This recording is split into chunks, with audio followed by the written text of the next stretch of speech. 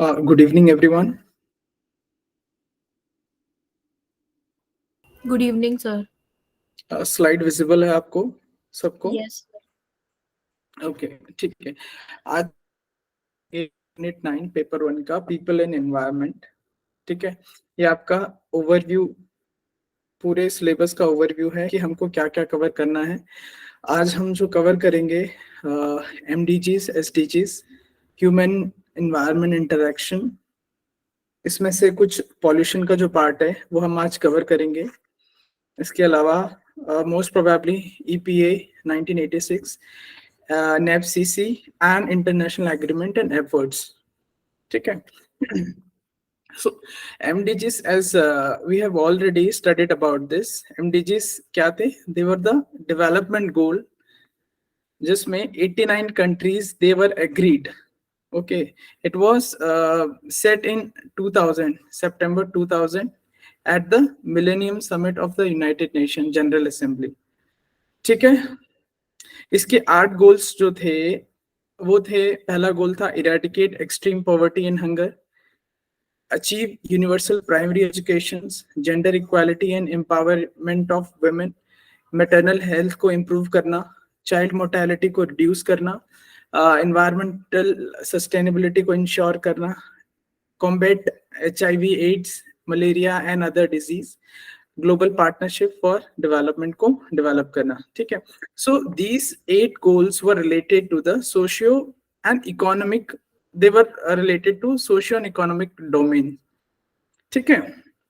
But ये गोल ना comprehensive नहीं थे, होलिस्टिक गोल नहीं थे, okay.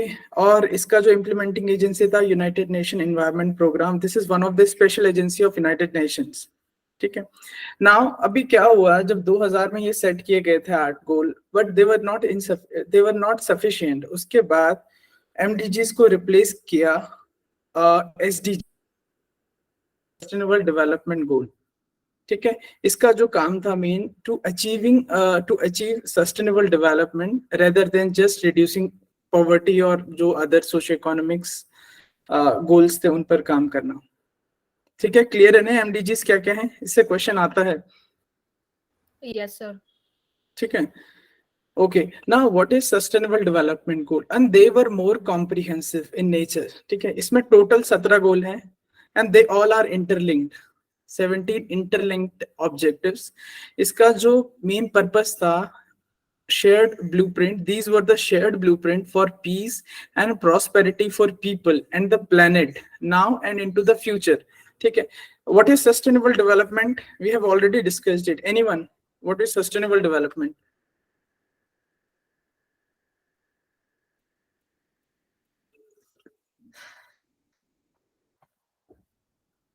What is sustainable development? कोई भी?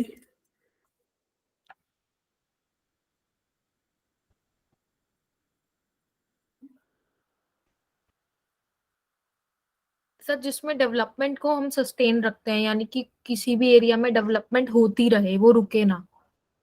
ठीक है, जो रुके ना, ठीक है, सस्टेनेबल। और कोई डेफिनेशन? एनीवन?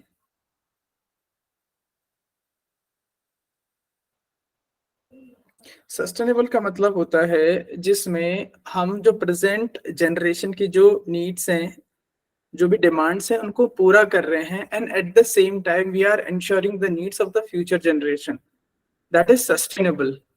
मतलब आज अगर हमारे पास 100 किलो कोल है, ठीक है, अब हम 100 किलो कोल से एनर्जी, हम प्रेजेंट जो जनरेशन है उसकी एनर्जी रिक्वायरमेंट पूरा करेंगे, या हम फ्यूचर जनरेशन का भी सोचेंगे? समझ रहे हो?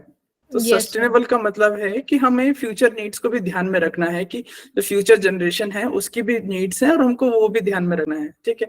तो these 17 objectives they were developed in a such a way कि वो जो भी चीजें हैं, जो भी रिसोर्सेज हैं, या जो कैपेसिटी है अर्थ का, रिजेनरेटिव कैपेसिटी, वो सस्टेनेबल रहे। इस तरीके से वो पूरे 17 गोल दे आर इंटरलिंक्ड, ठीक है। हमें पता है ऑलरेडी वो क्या क्या गोल है, फिर भी हम देखते हैं आगे, ठीक है। सर जैसे एक पॉइंट में एक थॉट आई है मेरे। हाँ जी। सर जैसे अगर हम बात करें सेफ सॉइल की, जैसे अभी सदगुरु ने पिछले ठीक है, ईयर स्टार्ट किया, तो सर ठीक कहीं है, ना कहीं उनका भी यही था कि आने वाली जनरेशन के लिए जो सॉइल मतलब सॉइल की जो क्वालिटी है वो खराब हो रही है, तो उसको सस्टेन करने के लिए, उसको बेहतर रखने के लिए, क्लियर क्लियर। तो है ना, ठीक तो है, वो कहीं ना ठीक है, कहीं इसी चीज में आएगा ना वो, जिससे एग्जैक्टली। बट आपको पता है जो ये movement as an individual start हुआ था, and it was a community led, you can say this yes sir. Was a community led movement. But इसमें क्या था, हाँ ऑलरेडी अगर आप थोड़ा इसको देखोगे, save soil it is a part of the sustainable goal itself. Sustainable development गोल के अंदर में ही आता है सेव सॉइल, क्योंकि देर आर गोल्स तो 17 बड़े बड़े गोल हो गए, बट इनके नीचे ना जो स्पेसिफिक टारगेट है, जैसे हेल्थ के अंदर आप थोड़ा एक्सपैंड करोगे तो उसके अंदर और स्पेसिफिक टारगेट है। जैसे आपको mortality rate, mother mortality rate कम करना है, इन्फेंट मोर्टेलिटी रेट कम करना है, जो एड्स, मलेरिया और ट्रॉपिकल डिजीज है उनको कम करना है, देवर स्पेसिफिक टारगेट। वैसे ही सेव सॉइल भी ओवरऑल में जो 17 अगर आप देखोगे, talk about this life on land, ठीक है ना, तो इसके अंदर सॉइल को प्रिजर्व करने का भी इसमें टारगेट है, ठीक है, सॉइल को भी है। और to prevent desertification, to prevent desertification मतलब आपको मिट्टी को डेजर्ट होने से बचाना है, that is link to soil movement itself. Yes sir. हाँ, ठीक है। तो it was adopted in 25th September 2015 by the United nation general assembly. ये वही असेंबली है जिसने पहले एमडीजीज अडॉप्ट किए थे, ठीक है। And these are known as colloquially known as the agenda 2030। Why 2030? 2030 इसलिए क्योंकि ये जितने भी 17 जो इसके अंदर जो टारगेट है ना, they are meant to be achieved by 2030 itself, ठीक है ना। Yes sir. ओके, ठीक है। उसके बाद सस्टेनेबल डेवलपमेंट गोल में ये आपको बिल्कुल रटने हैं, ये क्या क्या गोल हैं। जैसे पहला गोल है no poverty, zero hunger. Third goal है good health and wellbeing. Fourth is quality education. Fifth is gender equality. Sixth is clean water and sanitation. Seventh is affordable and clean energy. Eighth is decent work and economic growth. Ninth is industry, innovation and infrastructure. 10th is reduced inequalities. 11th is sustainable cities and communities. 12th is responsible consumption and production. 13 is climate action. 14 is life below water. Life below water में बहुत कुछ आ सकता है, आता है, जैसे marine pollution हो गया, उसको प्रिवेंट करना है, या जो सस्टेनेबल फिशिंग होती है, मतलब फिशिंग इस तरीके से होनी चाहिए कि अब मान लो पहले तो अगर कन्वेंशनल तरीके से तो देखो, जैसे उससे पकड़ा मछली, ठीक है, मतलब जिसमें लिमिटेड ही मछली वो अपने यूज के लिए आ सकता है। But there are advance technologies, जैसे ट्रॉलर हो गए एंड अदर शिपिंग, उसमें इंस्टॉल्ड कुछ टेक्निक्स होती हैं, ठीक है, जिससे एक साथ बहुत ज्यादा हम फिशिंग कर सकते हैं, but they are not sustainable, these are not sustainable techniques, ठीक है। तो ऐसे करके सब में ध्यान रखना है कि चीजें सस्टेनेबल हो। 15 is life on land. 16 is peace, justice and strong institution. तो जितने भी ग्लोबल इंस्टीट्यूशन हैं, जैसे WHO हो गया, यूनाइटेड नेशन का ही पार्ट है WHO, यूनाइटेड नेशन हो गया, World Trade Center, World Trading Organization हो गया, या इसके अलावा जितने भी जो ग्लोबल इंस्टीट्यूशन है वो स्ट्रांग बने, उसके लिए भी काम करना है।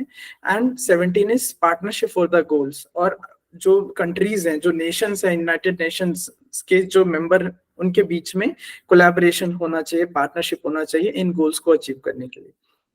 ठीक है, क्लियर है ना? Yes ma'am, yes sir. ठीक है, ओके। अभी हम पढ़ते हैं एनवायरनमेंट। What is environment? ठीक है, एनवायरनमेंट का मतलब होता है थिंग्स अराउंड द ऑर्गेनिज्म, ठीक है। कोई लिविंग ऑर्गेनिज्म है, उसका जो सराउंडिंग है उसको एनवायरनमेंट कहते हैं ना। This surrounding has a direct influence on the activities of the organism, ठीक है। कैसे एक्टिविटीज हो सकती हैं? जैसे अगर आप, कोई एक इंडिविजुअल है, let's say this is an individual, okay. अब इसका जो सराउंडिंग है ना, what constitutes its surrounding itself, this is air, ठीक है। इसमें हीट हो सकता है, मीन सनलाइट हो सकता है, ठीक है। इसमें ये सॉइल हो सकता ठीक है इसकी सब बॉडी वाटर। से ये है ना, हर चीज एक्सचेंज हो रहा है, yes sir. which is direct influence on the activities of an organism। तो ये जितना भी सराउंडिंग है उसका, that is called environment, simple, ठीक है ना। Yes sir. Okay, now what is ecology and how it is different from the environment? Now this term or ecology was coined by the Ernest Haeckel in 1869, 1869। आप ऐसे याद कर सकते हो, गांधी जी का जन्म भी इसी साल हुआ था, 1869। Ernest Haeckel now deals with the study of organism in their natural home। समझे आप? इसका क्या मतलब है? Study of organism in their natural home, that is called ecology, ठीक है। एक तो हो रहा है हम किसी लिविंग ऑर्गेनिज्म को हम उसके नेचुरल होम से आइसोलेट करके और उसके स्टडी कर रहे हैं, जैसे उसको बोलते हैं एक्स सिटू स्टडीज, और एक होता है इन सिटू मतलब होता है उसके नेचुरल होम में उसको स्टडी करना उसका, ठीक है। तो this deals with the in situ study, ठीक है। It is a scientific study of relations that living organism have with respect to each other and their natural environment, ठीक है। That is called ecology. एक individual है, एक animal है, तो उसका जो आपस में जो दूसरे इंडिविजुअल्स हैं उनके बीच में, या जो कम्युनिटीज हैं अदर स्पीशीज की, या जो उसका अबायोटिक कंपोनेंट है, अबायोटिक कंपोनेंट्स हैं, उसके साथ वो कैसे रिलेशन में है, and this study is known as the ecology. Clear है? ठीक है। Yes sir.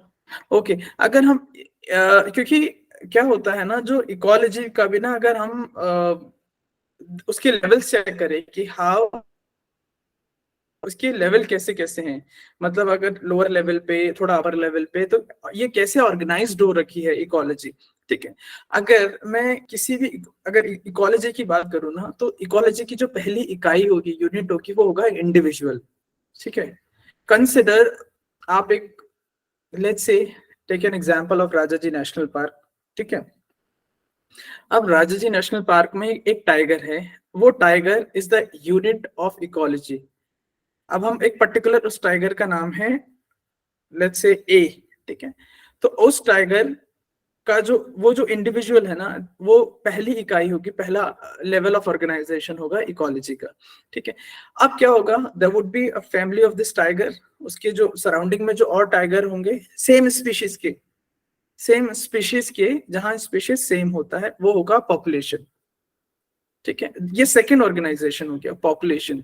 अब क्या होता है, पॉपुलेशन अब सेम स्पीशीज हो गया, अब there would be different species include, जैसे आ गया उसमें डियर्स आ गए, उसमें एलिफेंट आ गया उसमें, and that is called a community. Community is what, जहां पर डिफरेंट स्पीशीज का रोल आ जाता है, दैट इज कॉल्ड कम्युनिटी, ठीक है। और उसके बाद फोर्थ पे आता है इकोसिस्टम। इकोसिस्टम आप ये कह सकते हैं कि किसी भी बायोस्फीयर का जो एक जो सेल्फ रेगुलेटिंग यूनिट होती है, दैट इज कॉल्ड इकोसिस्टम, जिसमें सब कुछ आ जाता है, बायोटिक कंपोनेंट और एबायोटिक कंपोनेंट दोनों आ जाते हैं उसमें इकोसिस्टम में। फिर और बड़े लेवल पे देखेंगे तो दैट इज कॉल्ड बायोम, और उसके ऊपर बायोस्फीयर। बायोस्फीयर का मतलब होता है जितना भी लिविंग एंटिटी है और उसके सराउंडिंग में जो भी एनवायरनमेंट है, that is called the biosphere. पूरे अर्थ में जितना भी, जहां अगर थोड़ा इसको सिंप्लीफाई करूं, और तो जहां पर लेट्स से अगर आप ऐसे देखो इसको, दैट इज एटमॉस्फेयर, ये एटमॉस्फेयर है, ये लिथोस्फेयर है, एंड दिस इज हाइड्रोस्फेयर, ठीक है। इन तीनों के जो ये ट्राई जंक्शन पे ना, दिस इज कॉल्ड बायोस्फेयर, समझ आया क्या क्या कैसे ये रिप्रेजेंट किया है? सर ये वेन डायग्राम है। ये वेन डायग्राम है। आप वेन डायग्राम आपको अच्छे से क्लियर है ना, तो ठीक है, तो इन तीनों के जहां पे ये ट्राई जंक्शन हो रहा है, एटमॉस्फेयर क्या हो गया, एटमॉस्फेयर हो गया जितना भी गैसियस कंपोनेंट है अर्थ का, जितना भी गैसियस कंपोनेंट है, दैट इज कॉल्ड एटमॉस्फेयर। जितना भी द सॉइल रिलेटेड है, ये अर्थ का जो क्रस्ट है या जो सॉलिड की बात कर रहे हैं हम, जो पृथ्वी तत्व है, दैट इज लिथोस्फेयर। और जो तीसरा है हाइड्रोस्फेयर, जो जल वाला पार्ट है, वाटर वाला कंपोनेंट है, it includes the oceans, it include lakes, it include ponds, it include glaciers, everything. तो जहां पर ये तीनों मिल रहे हैं वहां पर बायोस्फीयर होता है। सर यानी कि हम ये कह सकते हैं ना कि it is the integration of the three हाँ, दैट इज कॉल्ड बायोस्फीयर। ठीक है ना? Yes sir. तो that is level of organisation in ecology. I hope it is clear. Okay, now what is ecological footprint? Ecological footprint का मतलब होता है, you all know it. यहाँ पर क्या होता है कि human consumption of the natural resources, मैं जो प्राकृतिक संसाधनों का कितना दोहन कर रहा हूँ, या मेरी कितनी आवश्यकता है, कितनी जरूरत है। ठीक है, नेचुरल जो एनवायरनमेंट है या जो प्रकृति का जो जो मुझे चीजें चाहिए वो कितनी चाहिए in comparison to earth capacity to regenerate them. Let's say आप ऐसा समझो कि पृथ्वी जो ये अर्थ है ना, अर्थ में सिर्फ 100 एकड़ का ही जंगल है, 100 एकड़ का ही जंगल है पूरी पृथ्वी में। ठीक है, अब मैं 150 एकड़ फॉरेस्ट काट देता हूँ, 150 एकड़ फॉरेस्ट काट देता हूँ, और इसकी जो कैपेसिटी है वो 100 एकड़ की है, तो मेरा इकोलॉजिकल फुटप्रिंट हो जाएगा वो बहुत ज्यादा हो जाएगा, मैं बहुत कंज्यूम कर रहा हूँ, that is 1.5 times. Yes or no? Yes sir. ठीक है ना? तो कोई भी चीज अर्थ की अपना अपनी एक रिजेनरेटिव कैपेसिटी होती है किसी भी चीज को। लेट्स से आप ऐसे समझिए, जैसे हमने पानी गंदा कर दिया, किसी भी रिवर का पानी गंदा कर दिया, तो that is okay, perfectly fine, but मतलब क्या होगा, टाइम के साथ वो खुद को क्लीन कर लेगी। Earth has this capacity, regenerative capacity. आपने जंगल काट दिया, कोई बात नहीं, अर्थ उसको रिजेनरेट कर देगी। आपने कोई भी साधन लिया, अर्थ उसको रिजेनरेट कर देगी। बट अगर आप उसको रिजेनरेट करने का टाइम ही नहीं दे रहे हो, आर यू गेटिंग, रिजेनरेट करने का टाइम ही नहीं दे रहे हो, और incidentally you are exploiting the resources, natural resources, that becomes a concern. ठीक है, उसको इकोलॉजिकल फुटप्रिंट कहते हैं। नाउ इसको हम माइक्रो लेवल पे भी कंसिडर कर सकते हैं, कैलकुलेट कर सकते हैं। माइक्रो लेवल पे मतलब एक इंडिविजुअल लेवल पे, कि मैं अब एक साल में कितना कितना, एक साल में या एक यूनिट टाइम में, यूनिट टाइम कुछ भी हो सकता है, एक साल हो सकता है, एक महीना हो सकता है, एक दिन हो सकता है, तो मैं उसको कैसे कितना रिसोर्स यूज कर रहा हूँ, नेचुरल रिसोर्स को। और मैक्रो लेवल पे एरिया और नेशन के, कि कोई भी एक एरिया, पर्टिकुलर एरिया या कोई भी कंट्री उस कैसे रही है। ठीक है, इसका मेन उद्देश्य यही है कि to aware people about the need to change our consumption behaviour, कि हम अपने कंजम्पशन बिहेवियर को कैसे चेंज कर सकते हैं, so that to make natural resources more sustainable. Is it clear? ठीक है, और वी मेजर दिस सर एक बार और। देखो मतलब कहां पर, कौन सा पॉइंट, चौथा, तीसरा, थर्ड पॉइंट? हेलो, हाँ सर, थर्ड कौन सा वाला। पॉइंट? थर्ड वाला। देखो, थर्ड फोर्थ। इकोलॉजिकल, देखो इकोलॉजिकल फुटप्रिंट का मतलब होता है, जैसे कि अभी आप जैसे मैंने आपको बताया कि जो जो अर्थ के जो रिसोर्सेस हैं, सो टू से द नेचुरल रिसोर्सेस हैं, तो वो हम कितना कंज्यूम कर रहे हैं विद रिस्पेक्ट टू अर्थ का जो उसको रिजेनरेट करने का कैपेसिटी है।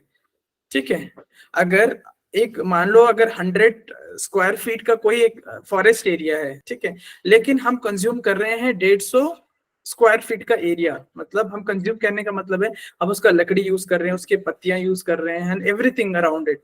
ठीक है, तो आप ये बताओ कि अर्थ उसको रिजेनरेट कर पाएगी? नहीं कर पाएगी ना। तो इसका जो मेन ऑब्जेक्टिव है इकोलॉजिकल फुटप्रिंट का है, इसका मेन काम है कि लोगों के बीच अवेयरनेस स्प्रेड करना, ताकि वो अपने जो कंजम्पशन बिहेवियर में उसमें चेंज ला सके। कि भाई आपका कंजम्पशन ऐसा होना चाहिए कि जो सस्टेनेबल हो। फॉर एग्जाम्पल आप you can consider your self and कि ऐसा क्या क्या चीज हम यूज कर रहे हैं। अगर मान लो लेट्स से मैं एक साल में क्या क्या मतलब नेचुरल रिसोर्सेज क्या क्या मैं यूज कर रहा हूँ, और अगर उसी को मल्टीप्लाई करो आप पॉपुलेशन से, आप उसी को मल्टीप्लाई करो पॉपुलेशन से, और फिर देखो कि अर्थ का कैपेसिटी कितना है और मैं एज एन इंडिविजुअल कितना कंज्यूम कर रहा हूँ। ठीक है, तो मैं अगर अपने में चेंज लाऊंगा सो टू मेक जो रिसोर्सेज है वो सस्टेनेबल हो जाए। ठीक है, इस तरीके से लोगों में अवेयरनेस के लिए ये इकोलॉजिकल फुटप्रिंट का यूज करते हैं। ठीक है, और नेचुरल रिसोर्सेज से मतलब सर ऑक्सीजन हो गया, है ना सर? कुछ भी oxygen, water bodies, fresh water भी हो सकता है। ठीक है, हाँ हाँ हाँ, वो फॉरेस्ट भी हो सकते हैं। ठीक है, वो कुछ भी हो सकता है। Even even even meat consumption also, it includes the meat consumption, वो भी रिसोर्सेज है ना। कौन सा सर? ठीक है, मीट जो डेयरी प्रोडक्ट्स हो गए नॉन या वेज? मीट कुछ, हाँ वो भी नेचुरल रिसोर्सेज है ना। वो ओके अलग बात ओके, है, उनको इंडस्ट्रियल पर्पस से कैसे ग्रो किया जाता है, दैट इज अदर थिंग। ठीक है, and it is measured in global hectares. खैर हम यहाँ पे अभी उसकी बात कर रहे हैं कि ग्लोबल हेक्टेयर मतलब ये इसका यूनिट है जिसमें हम इकोलॉजिकल फुटप्रिंट को यूज करते हैं, मेजर करते हैं। Okay, okay. Means one ecological footprints को मेजर किया जाता है हेक्टर्स से, ग्लोबल ग्लोबल हेक्टर्स। हेक्टेयर्स वो उसका यूनिट है। ठीक है, अभी हमने इकोलॉजी पढ़ा, अभी हम पढ़ेंगे ecosystem. Now how they are differing. So the ecosystem is defined by the Arthur Tensley in 1935. Now ये कहते हैं इकोसिस्टम क्या होता है। अभी आप देखो इकोसिस्टम हमने पढ़ा ना, अभी ecosystem is one of the level of organisation of ecology. Yes or no? सबसे पहले पॉपुलेशन आया, उसके बाद कम्युनिटी आया, सॉरी सबसे पहले इंडिविजुअल आया, फिर पॉपुलेशन आया, फिर कम्युनिटी आया, फिर इकोसिस्टम आया, उसके बाद बायोम आया, और उसके बाद बायोस्फीयर आया। Yes sir. ठीक है ना। तो आप देखो ये थर्ड पार्ट, सॉरी जो फोर्थ पार्ट था, जो फोर्थ लेवल ऑफ ऑर्गेनाइजेशन था, that is called the ecosystem. अब इकोसिस्टम क्या होता है? It is a self regulating community. ठीक है, self regulating community of living organisms, that is population of species interacting with each other and their non-physical environment. So आप अगर ecosystem की बात करें ना, तो इकोसिस्टम एक उसको जरूरत नहीं है किसी दूसरे इकोसिस्टम के साथ इंटरेक्ट करने की। यानी जैसे बॉडी का यूनिट होता है ना सेल, जो खुद अगर उसमें थोड़ा सा अगर उसको फेवरेबल एनवायरनमेंट मिल जाए, उसको अगर खाना पानी सब मिल जाए उस सेल को, तो वो खुद ग्रो कर सकता है, उसको किसी की जरूरत नहीं होती। And in the similar way ecosystem is also self regulating community of living organism, जो आपस में बायोटिक और abiotic component, I explain it, मतलब फिजिकल और नॉन फिजिकल एनवायरनमेंट के साथ इंटरेक्ट करके वो सेल्फ रेगुलेट होता है, मतलब उसको किसी के साथ इंटरेक्ट करने की जरूरत नहीं होती। That is called ecosystem. Clear हो गया? Yes sir. ओके, अब हम इकोसिस्टम को अगर बात करें, डिफाइन करें हम कि इकोसिस्टम कितने टाइप के होते हैं। ठीक है, तो बेसिकली हम इकोसिस्टम दो टाइप के ही कंसिडर करते हैं, aquatic ecosystem and terrestrial. Aquatic का मतलब होता है जो वाटर में थ्राइव करते हैं, ठीक है, पानी में थ्राइव करते हैं, और टेरेस्ट्रियल मतलब होता है जो लैंड पे थ्राइव करते हैं। There could be arboreal ecosystem but there is no absolute arboreal जो हवा में ही रहता है, ऐसा तो कोई है नहीं ना। उसको टेरेस्ट्रियल यूज करना पड़ेगा और एक्वाटिक यूज करना पड़ेगा। क्लियर है ना? Yes sir. हेलो, है ना? यस तो sir, yes sir.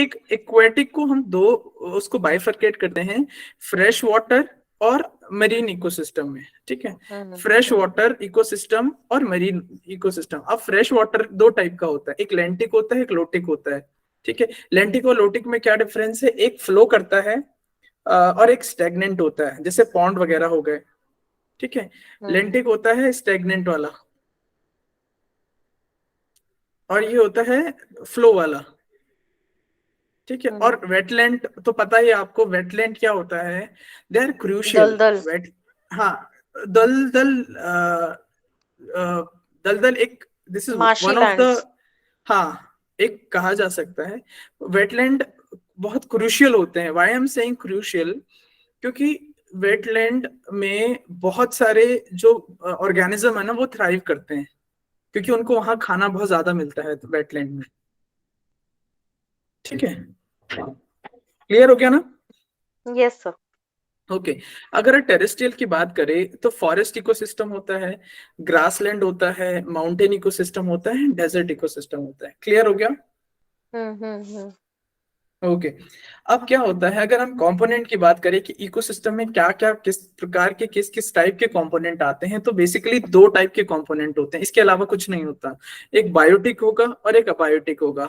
Biotic component का कहने का मतलब होगा जो लिविंग होगा, लिविंग, ध्यान से समझना इसको, जो लिविंग कंपोनेंट होता है ना इकोसिस्टम का, उसको बायोटिक कंपोनेंट होता है, वो उसको कहते हैं। और अबायोटिक मतलब होता है नॉन लिविंग।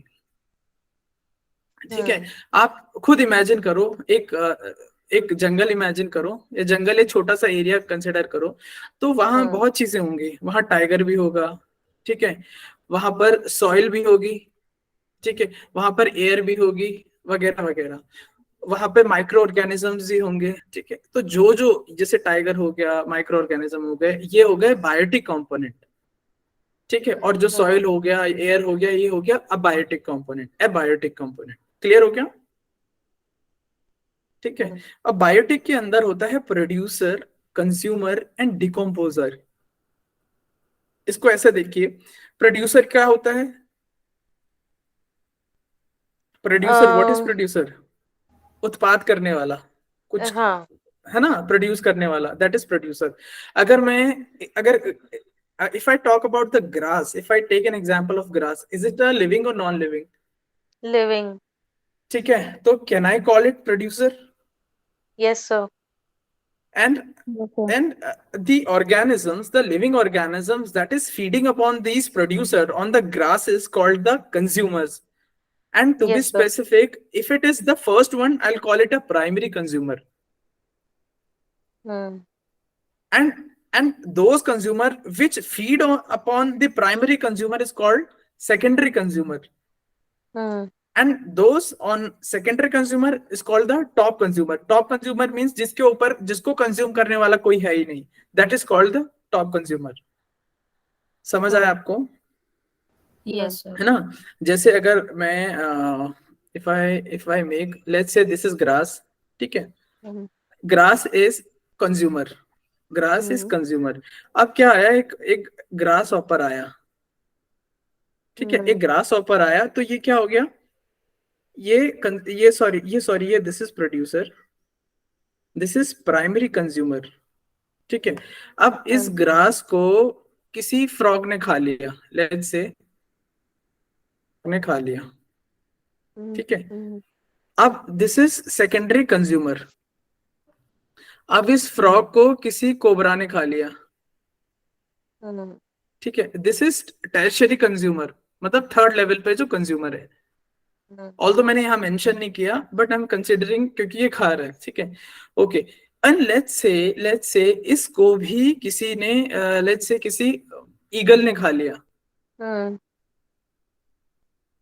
ठीक है, किसी ईगल ने खा लिया इसको, ये एक चेन की तरह जो बनती है। हाँ, this is top consumer, this is top consumer, क्योंकि अब इसको खाने वाला कोई नहीं है। समझ रहे हो ना? तो this is all part of the biotic component. Yes, sir. और डिकम्पोजर हो गए हैं जो किसी चीज को डिकम्पोज करते हैं। लेट्स से मान लो कि अगर ये मर गया है, ये लेट्स से ये सांप मर गया है, ठीक है, तो इसको ना खाने वाले जो जैसे फंगस हो गया, ठीक है, या कुछ और जो माइक्रो ऑर्गेनिजम्स हो गए हैं, वो इसको, तो ह्यूमस, है ना, ह्यूमस होती है ना? ह्यूमस नहीं, ह्यूमस तो बायोटिक में आ जाएगा। Okay sir. ह्यूमस का मतलब होता है जिसमें रेगुलिथ जैसे न्यूट्रिएंट्स होते हैं, एंड पार्ट ऑफ जो डिग्रेडेड प्लांट्स वगैरह उनके जो पीसेस होते हैं उनको मिला के ह्यूमस बनता है, ठीक है। बट यहाँ पे हम talking about the living thing, micro organisms, ठीक है, माइक्रो ऑर्गेनिजम्स, तो इनको हम डिकम्पोजर बोलते हैं। जो डिकम्पोज करते हैं, मिट्टी बना देते हैं इवेंचुअली, और again it get backs to the abiotic component. ठीक है ना? यस। ओके, आप Yes, इसको इससे भी समझ सकते हैं और इजीली। जैसे ये ना एक इकोसिस्टम है, ये कोई पर्टिकुलर टाइप का इकोसिस्टम। टू बी स्पेसिफिक, अब जैसे पानी है तो ये एक्वेटिक वाला हो गया, एक्वेटिक इकोसिस्टम। ठीक है, अब इसमें जैसे ये बायोटिक हो गया, प्लांट हो गया, अगेन दिस इज बायोटिक, ये बटरफ्लाईज हो गई, ये क्रैब हो गया, दिस इज बायोटिक, है ना? फिश हो गई, अगेन बायोटिक, ये हो गया, दिस इज बायोटिक। अब बायोटिक में क्या आ जाएगा? सनलाइट हो जाएगी अबायोटिक में, अबायोटिक में ये एयर हो जाएगी, अबायोटिक में ये वाटर हो जाएगा। ठीक है, और अबायोटिक में ये जो मिनरल्स होगा, मिनरल्स मतलब ये जो पत्थर वगैरह होंगे, स्टोन्स वगैरह, ये अबायोटिक कंपोनेंट हो गया। समझ रहे हो? तो इनके बीच ना हर के बीच में ना एक इंटरलिंक होगा, एक इंटरेक्ट करेंगे ये हर कोई। आप ऐसा नहीं कह सकता कि इस इकोसिस्टम में कोई आइसोलेट है, हर कोई किसी ना किसी से इंटरेक्ट करेगा, किसी भी ना किसी रूप से। सर समझ रहे सन हो? अबायोटिक रहेगा, नॉन लिविंग है वो? हाँ, सन नॉन लिविंग है। ठीक है, ओके। अब बात आती है ecological pyramid. What are the ecological pyramid? अच्छा, इकोलॉजिकल पिरामिड होता है कि किस तरीके से, how the relationship of producer and consumer, how the relationship, pyramid का मतलब, इकोलॉजिकल पिरामिड का अगर सिंपल डेफिनेशन होगा, relationship between producer and consumer.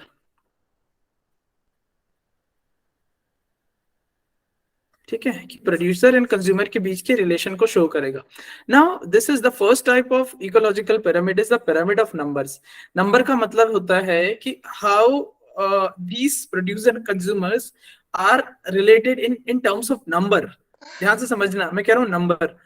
अच्छा, अब अब ये इसको अपराइट पिरामिड बोलते हैं। अपराइट का मतलब होता है जिसका बेस बड़ा हो और टॉप उसका जिसमें टेपरिंग हो, ट्रायंगल टाइप का। ठीक है, उसको अपराइट बोलते हैं।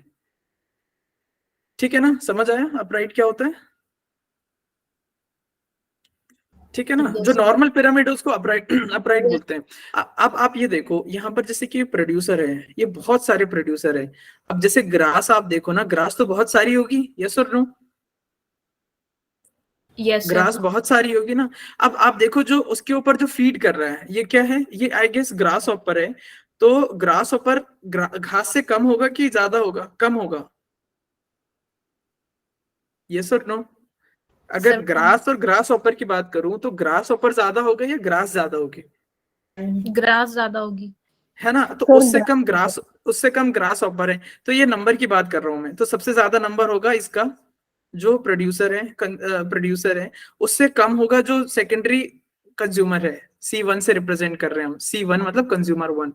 उससे भी कम होंगे मेंढक जो फीड कर रहे हैं ग्रास ऑपर के ऊपर। ठीक है, उससे भी कम होंगे snakes, they are secondary consumer, carnivore मतलब थर्ड टर्शियरी कंज्यूमर। और उससे भी कम होंगे this peacock which is feeding upon, who is feeding upon these snakes। तो आप ये देखो इन terms of number, this is upright pyramid. Clear हो गया ना? yes sir. ठीक है, अब इसमें अगर मैं बात करूं,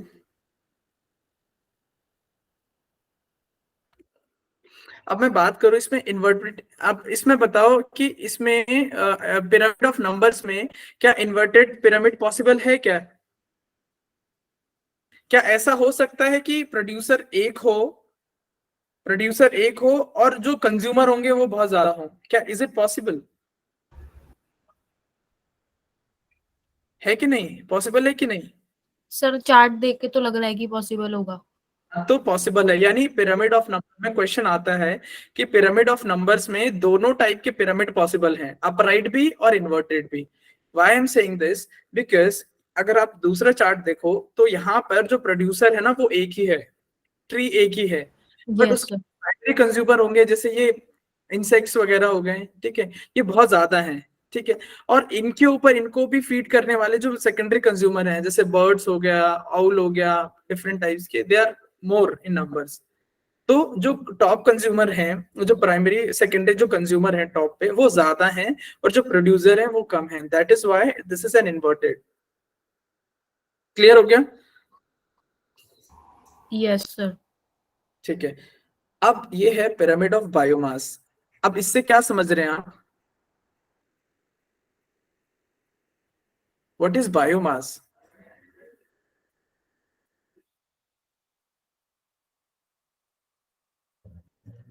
हेलो,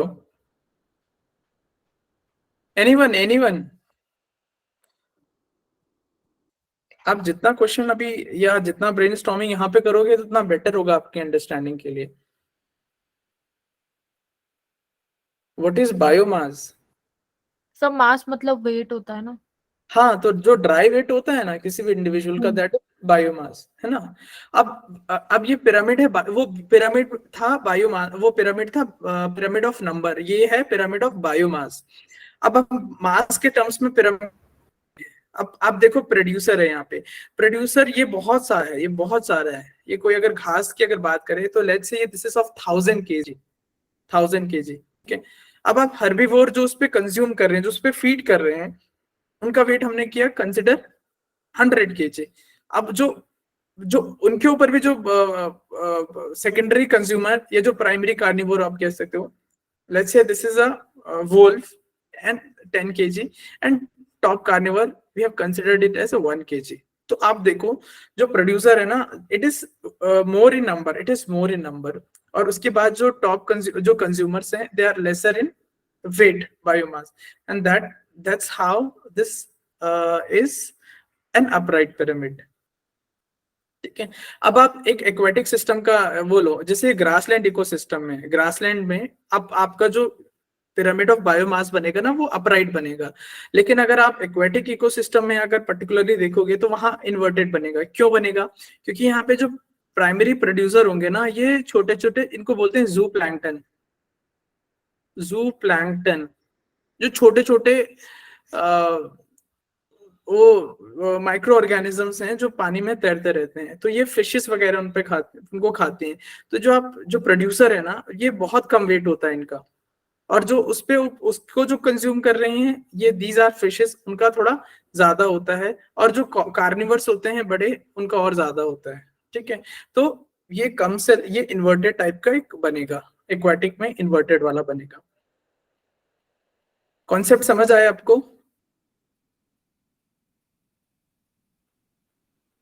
सर वो एनर्जी ट्रांसफर वाला एक फॉर्मूला होता है, वो भी पढ़ाओगे क्या आप?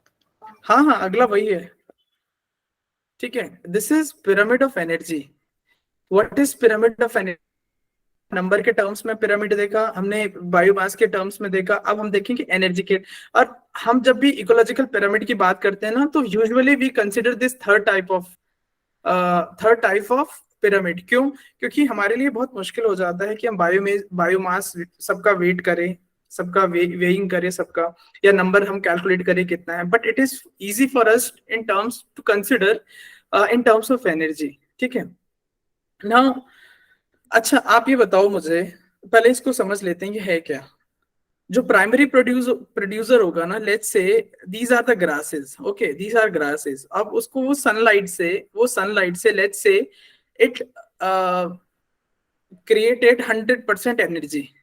उसने, जो भी घास ने अपना न्यूट्रिएंट्स लेके या सन्स की जो एनर्जी था, उसका 100% एनर्जी, उसकी जो पर्टिकुलर टाइम पे हम उसको कंसिडर करते हैं 100% है ना। जो प्राइमरी कंज्यूमर होगा, लेट्स से ये ग्रास हॉपर है, ठीक है, ग्रास हॉपर है। अब इसने ग्रास को कंज्यूम किया, तो वो सिर्फ 10% ही एनर्जी ले पाया है। उस 100% में से 10% ही वो एनर्जी ले पाया, बाकी जो 90% होगी वो as a heat energy loss हो जाएगी। क्लियर है?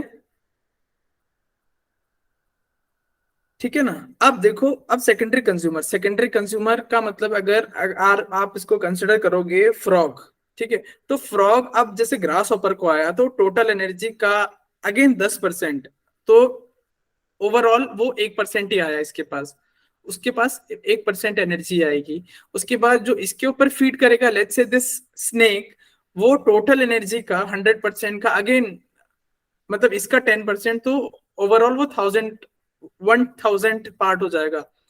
तो टोटल का ये 1000 पार्ट जो ये लेगा, दैट इज 0.1%। और फिर जो अपेक्स प्रेडेटर होगा, ये टॉप कंज्यूमर होगा, उसका वन, अगर टोटल का आप बात करें तो टोटल का 10,000 पार्ट हो जाएगा। And that is how this energy flows. तो पूरे का सिर्फ 10% ही। और ये क्या है, इनको हम ट्रॉफिक लेवल बोलते हैं। ये जो है ना यहाँ पे, एक से लेके जो ये जो होगा ना, इसको one, this is trophic levels, trophic levels, these are the traffic.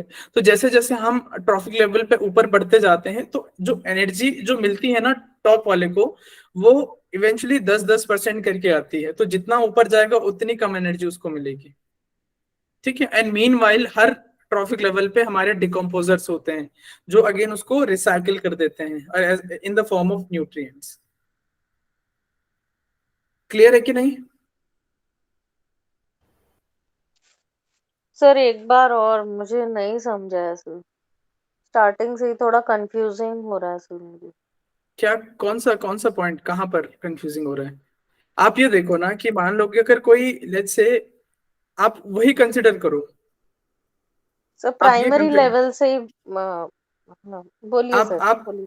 आप ये कंसिडर करो, ये वाला पिरामिड कंसिडर करो।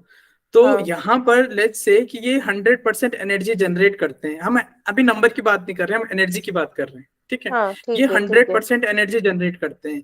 अब जो हम्म। इसको फीड करेगा ना, जैसे कि ये हम्म। ग्रास हॉपर है, ये फीड किया, हम्म। तो इनको सिर्फ टोटल का 10% एनर्जी ही मिलेगा। बाकी जो 90% है ना, वो एज अ हीट की फॉर्म में वो वैसा ही लॉस हो जाएगा। एक सेकेंड, 100% ये जनरेट कर रहा है, पर जैसे ही वो ऊपर वाला अगर उसको खाएगा ना, तो सिर्फ उसको दस इंसेक्ट परसेंट ही उसको मिलेगी खा उसको। जा रहा है, बाकी जो तो उसको हम्म हम्म। हम्म। और बाकी तो जो उसको 90% है।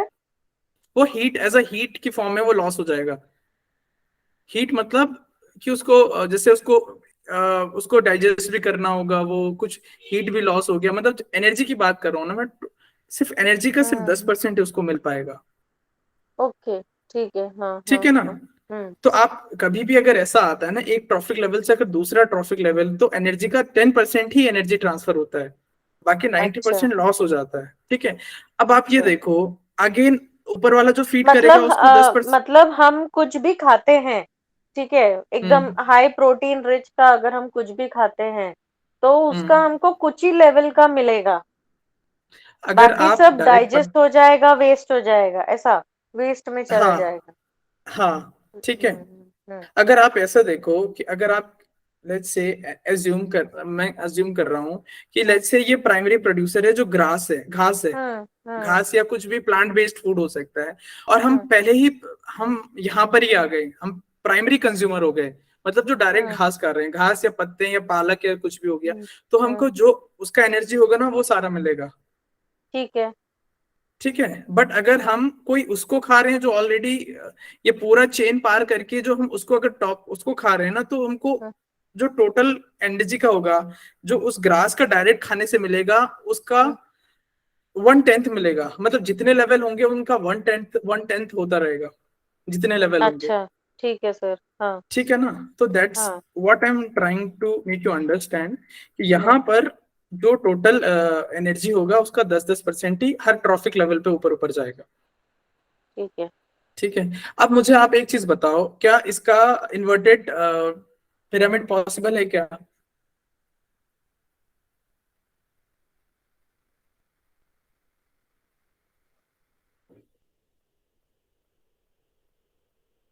क्या इसका इन्वर्टेड पिरामिड पॉसिबल है क्या?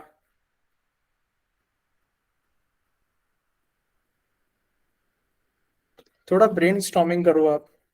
क्या हम इसको ऐसा इन्वर्ट कर सकते हैं क्या, ऐसा बना सकते हैं एनर्जी वाला, कि जो इसमें 1% एनर्जी हो और ऊपर 100% जाए?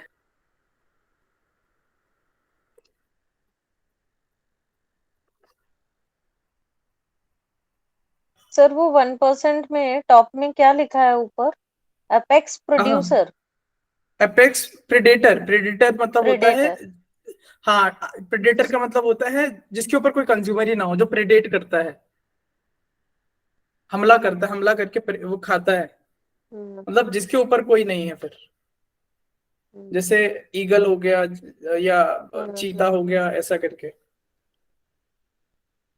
मैं यहाँ क्या मैं पूछ रहा हूँ, क्या एनर्जी का इन्वर्टेड पिरामिड पॉसिबल है कि नहीं? तो मुझे लगता है होना चाहिए, सर हो सकता है। होना कैसे? चाहिए, हाँ। नहीं मैं कह रहा हूँ एनर्जी का, एनर्जी का, don't confuse with anything else, सिर्फ एनर्जी का। क्या ये पॉसिबल है कि 1% एनर्जी कोई प्रोड्यूसर है और जो कंज्यूमर है उसको 100% उसका 100 टाइम्स एनर्जी मिले? Is it possible? Have you got the question? Have you got हाँ द क्वेश्चन? समझा सर, क्वेश्चन समझा सर, क्वेश्चन हाँ, समझा। वही सोच रहे हैं कि कौन सी ऐसी चीज होगी जो ऐसा ऐसा पॉसिबल ही नहीं है ना, एनर्जी एनर्जी टाइम्स कैसे रिड्यूस मिलेगा? हो रही ना सर। नहीं पॉसिबल है। नहीं पॉसिबल है, इसका इन्वर्टेड पिरामिड पॉसिबल नहीं है एनर्जी का। व्हाई आई एम अच्छा सेइंग दिस, ठीक है। बिकॉज आपका कम, उसके लिए आपको लोअर लेवल पे कम होना चाहिए एनर्जी, और टॉप पे जाते जाते वो 100 टाइम्स होना चाहिए। इज इट पॉसिबल कि मतलब मैंने किसी प्रोड्यूसर में 1% की एनर्जी थी, या आप इसको आप ऐसा समझो कि ये टोटल 100% एनर्जी थी, ठीक है, और किसी ने अगर इसको फीड किया है, तो उसको 1000 मिलेगा। Is it possible? No sir. No is it no not sir. Possible? This is no no against no. Sir. ऐसा नहीं हो सकता। एनर्जी लॉ के अगेंस्ट है ये, कि एनर्जी एक ठीक है फॉर्म से सर। दूसरे फॉर्म तक ट्रांसफर हो सकती है। It may be hmm possible, अगर हम कुछ ऐसा जुगाड़ करें तो कि 100 से 100 पॉसिबल ट्रांसफर हो जाए, ऑल्दो 100 से कभी भी 100 ट्रांसफर नहीं होता, उसमें कुछ हीट हम्म लॉस के फॉर्म में वो चला जाता है। ऑल बट ठीक है। वी डेवलप डिवाइस ऐसा मैकेनिज्म कि चला गया, बट इससे ज्यादा 100 से ज्यादा तो जा ही नहीं सकता। This it is next to impossible. ठीक है, क्लियर हो गया ओके ना ये? Sir. Yes sir. Okay, now we are moving to another topic, the pollution, और जहां पर एंथ्रोपोजेनिक, पर्टिकुलरली एंथ्रोपोजेनिक एक्टिविटीज के कारण इन्वायरमेंट में जो पोल्यूशन होते हैं वो हम यहाँ पढ़ेंगे। ठीक है, now what I meant by the pollution, pollution का क्या मतलब है कि ऐसे कुछ हार्मफुल सब्सटेंस का जो इन्वायरमेंट को कंटेमिनेट करते हैं, या ऐसा अनडिजायरेबल चेंज जो हमको नहीं चाहिए, वो हमने in the physical, chemical and biological characteristics, वो कुछ भी हो सकता है, फिजिकल भी हो सकता है, कुछ केमिकल भी हो सकता है, और बायोलॉजिकल एजेंट भी हो सकता है, वो हमने इन्वायरमेंट में डिस्चार्ज कर दिए, दैट इज कॉल्ड पोल्यूशन। ठीक है, जो and in to this it can harm to life and property. ठीक है ना? ठीक है, and there are kinds of component या जो एजेंट्स होते हैं, डिग्रेडेबल और नॉन परसिस्टेंट। डिग्रेडेबल मतलब कुछ ऐसे भी होते हैं जो डिग्रेड हो जाते हैं, मतलब इन्वायरमेंट में जाते हैं और जल्दी डिग्रेड हो जाते हैं, जैसे कि कोई डोमेस्टिक सीवेज जाए, जैसे जैसे म्यूनिसिपैलिटी का जो सीवेज होता है, ठीक है, अगर वो जाता है तो वो बायोडिग्रेडेबल है, इजीली कुछ टाइम के बाद वो वैसे ही डिस्ट्रॉय हो जाएगा, खत्म हो जाएगा। डिस्कार्डेड वेजिटेबल्स हो गया, ठीक है। बट कुछ होते हैं जो नॉन डिग्रेडेबल होते हैं, biodegradable, and they are more dangerous, which can plastic, remain, हाँ, which can poly remain in environment for a longer period of time। ठीक है, सर ओनली और उससे प्लास्टिक इज द पॉलीफाइबर ही एक नहीं, है ना सर, कि और भी है बहुत सर? बहुत है, बहुत है। प्लास्टिक तो अगर हम बात करें तो प्लास्टिक तो बहुत बहुत बढ़िया है, अगर हम उनकी अच्छा। और जो, हाँ, अगर हम और जो नॉन बायोडिग्रेडेबल के होते हैं बहुत होते हैं, and they can remain for lakhs and lakhs of crores of years in the environment as it is, ऐसे भी कंपोनेंट होते हैं। ठीक है ना? प्लास्टिक तो आई गेस 700-800 सालों में वो डिग्रेड हो ही जाता है। 700 ओके, 800 साल, बाप रे। हाँ हाँ, ठीक है।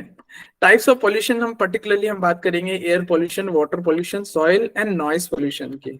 ठीक है, एयर पोल्यूशन में हम बात कर रहे हैं। And what is air pollution? हम अगेन कुछ डिस्चार्ज हुए हैं एनवायरनमेंट में, कुछ सब्सटेंस, सर्टेन सब्सटेंसेस, ठीक है, in excess are present in concentration which can cause undesirable effect, undesirable environment, ठीक है। वो किस फॉर्म में हो सकते हैं? वो गैसेस की फॉर्म में हो सकते हैं, जैसे नाइट्रोजन के जो वो ऑक्साइड्स हो सकते हैं। ये एक्स क्या लिखा है? एक्स मतलब 1 2 3 कुछ भी हो सकता है, ठीक है। इट डिपेंड्स कि ऑक्सीजन और नाइट्रोजन का किस प्रपोर्शन में वो गैस बन रही है। जैसे नाइट्रिक ऑक्साइड भी हो सकता है, नाइट्रेट भी हो सकता है, दैट वे नाइट्रोजन के जो ऑक्साइड्स हैं, ठीक है, this is consider as a pollutant. वो सल्फर के ऑक्साइड्स हो सकते हैं, ठीक है।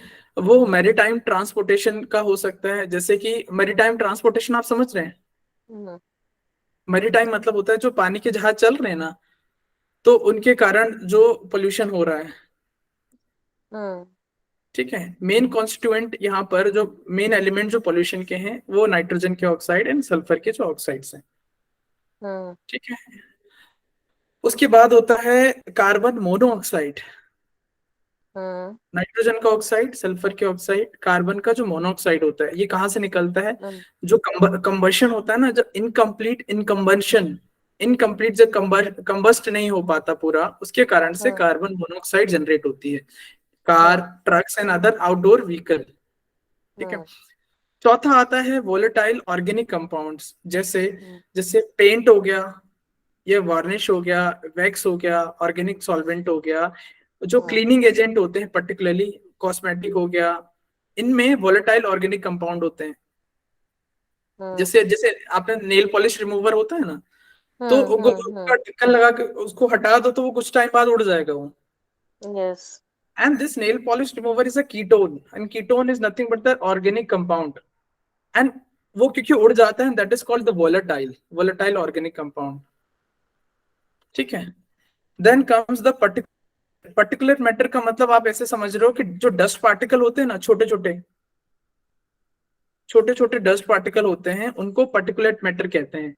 जैसे आपने दिल्ली एरिया में कुछ टाइम के बाद, कुछ टाइम जैसे अक्टूबर नवंबर के टाइम पे ना पूरा स्मॉग पूरा प्रेवलेंट हो जाता है वहां पे, and that is due to the particular matter, ठीक है। जैसे कंस्ट्रक्शन कहीं हुआ, ठीक है, कंस्ट्रक्शन कहीं हुआ या कुछ कहीं पे धूल बहुत उड़ रहा है सर वो ना? हरियाणा से जो इसका हाँ, ये करते हैं फार्मर्स का, जो जो जिसके पराली वजह से जला, पोल्यूशन, हाँ मुझे नाम ठीक है, याद नहीं आ रहा उसका। डस्ट हो गया, स्मोक हो गया, फ्यूम्स हो गया, उनको पर्टिकुलर मैटर होता है। पर्टिकुलर मैटर को हम पर्टिकुलरली दो टाइप में बांटते हैं, पर्टिकुलर PM2.5 एंड PM10, ठीक है। ये इनके साइज है, ठीक है।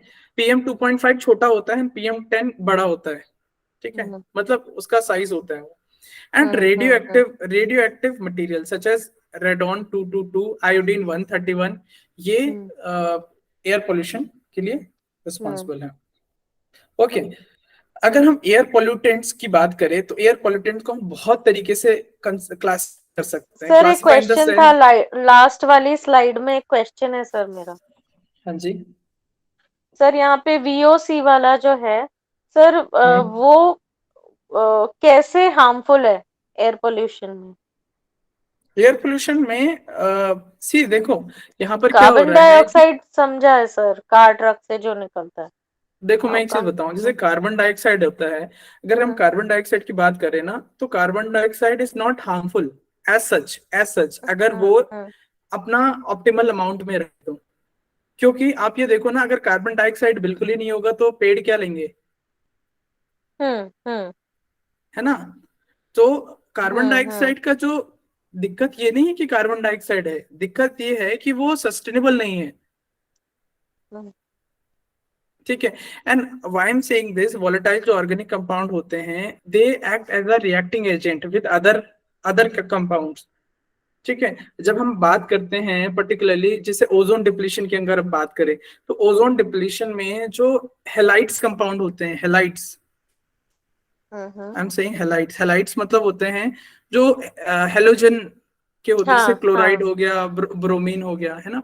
तो ये क्या करते हैं, ये ओजोन डिप्लीशन को प्रमोट करते हैं, हम्म, ठीक है, तो वो again that is connected to the air pollution.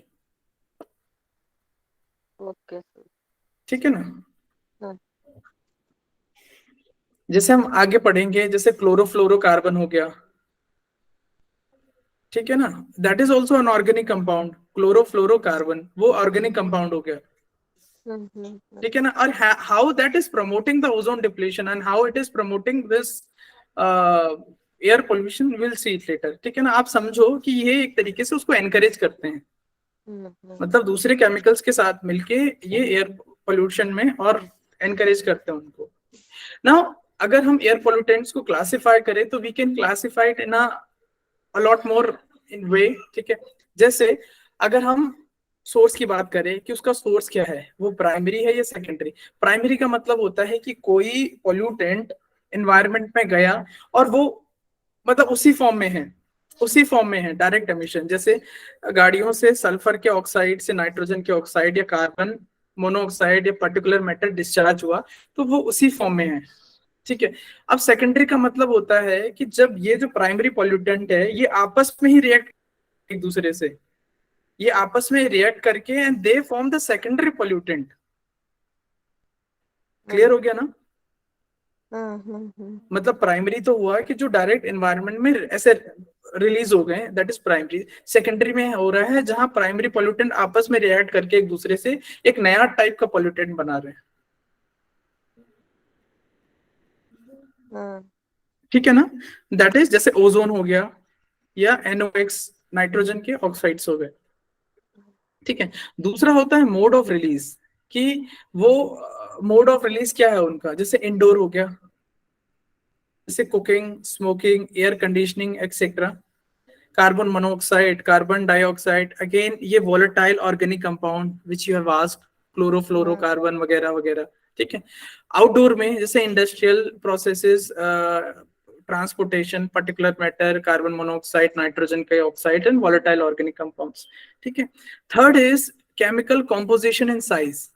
Chemical composition और उनका साइज क्या है। जैसे पर्टिकुलर मैटर हो गया, सॉलिड और लिक्विड एरोसोल्स। सॉलिड और लिक्विड के जो एरोसोल्स होते हैं they are called particulate matter. जैसे particulate matter 0.1, particulate matter 0.2.5, PM10। और गैशियस में क्या हो गए, ऐसे जो वेपर फॉर्म में होते हैं और एयर के साथ वो मिक्स हो जाते हैं, जैसे सल्फर के ऑक्साइड, ओजोन, नाइट्रोजन के oxide, carbon monoxide and volatile organic compound. इसके अलावा हम एयर पॉल्यूटेंट को हम और तरीके से भी, कि वो नेचुरल पॉल्यूटेंट है या वो एंथ्रोपोजेनिक है। What is anthropogenic?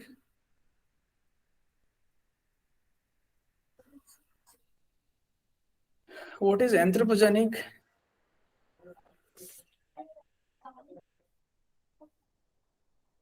जल्दी नहीं, जल्दी। एंथ्रोपोजेनिक, एंथ्रोपोलॉजी सुना है सर, मीनिंग नहीं पता है सर इसका। एंथ्रोपोलॉजी का मतलब होता है related to the humans. Okay anthro का मतलब होता है ह्यूमंस। Okay sir. ठीक है, एंथ्रो का मतलब होता है ह्यूमन। तो नेचुरल का मतलब होता है जो नेचुरली प्रोड्यूस होते हैं। जैसे नेचुरली होता है क्या एयर पोल्यूटेंट्स, प्राकृतिक रूप से एयर पोल्यूटेंट्स रिलीज होते हैं क्या?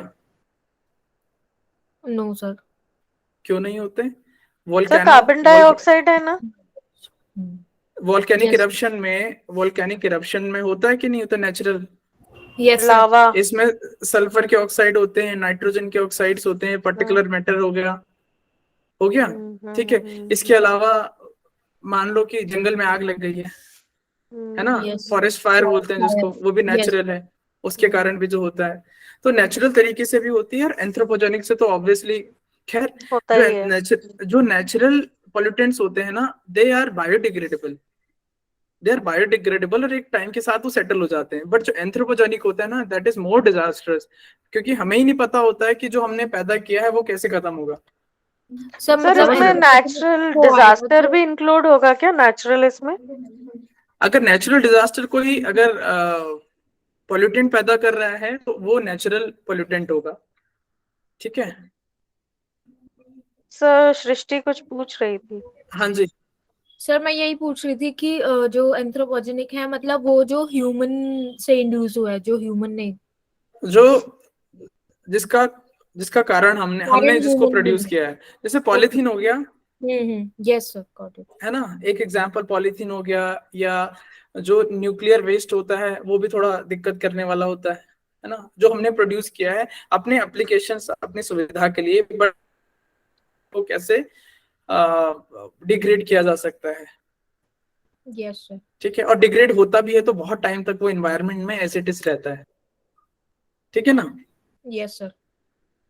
ओके, अगर हम सोर्सेज की बात करें तो क्या क्या सोर्सेज हैं, क्या क्या सोर्सेज हैं, हम अगर सोर्सेज की बात करें तो ऐसे क्या क्या सोर्सेज हैं एमिशन के ऑफ एयर पोल्यूटेंट। तो सबसे बड़ा सोर्स है हमारा इंडस्ट्री, जो 52% इंडस्ट्री की अगर मैं बात करूं तो क्या क्या हो सकता है, जैसे हेवी इंडस्ट्रीज होती हैं, जैसे स्टील इंडस्ट्रीज हो गई, है ना, या जहाँ पे आयरन प्रोड्यूस हो रहा है, स्टील और आयरन इंडस्ट्री एक ही होती है। इसके अलावा पेपर इंडस्ट्रीज हो गई, कुछ कुछ ऐसी होती हैं जो बहुत ज्यादा पॉल्यूटेंट रिलीज करते हैं। उसके बाद आता है ट्रांसपोर्टेशन, ठीक है, फिर आता है consumer and commercial product, commercial and residential heating, agriculture 10% and other 2% by other, मतलब ठीक है ना। एग्रीकल्चर कैसे प्रोड्यूस करता है?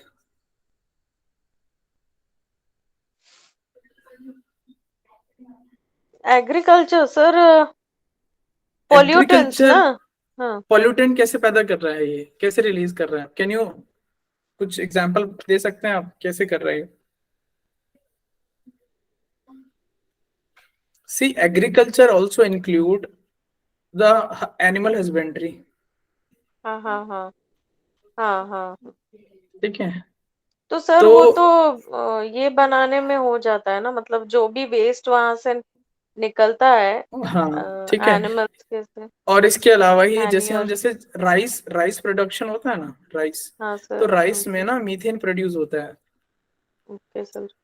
ठीक है ना, जैसे ये राइस ये राइस के जो ट्रांसप्लांट किया हो तो यहाँ से मीथेन रिलीज होता है। ठीक है ना, क्लियर हो गया? अच्छा। Okay, now what is smog? सुना है आपने स्मॉग क्या होता है?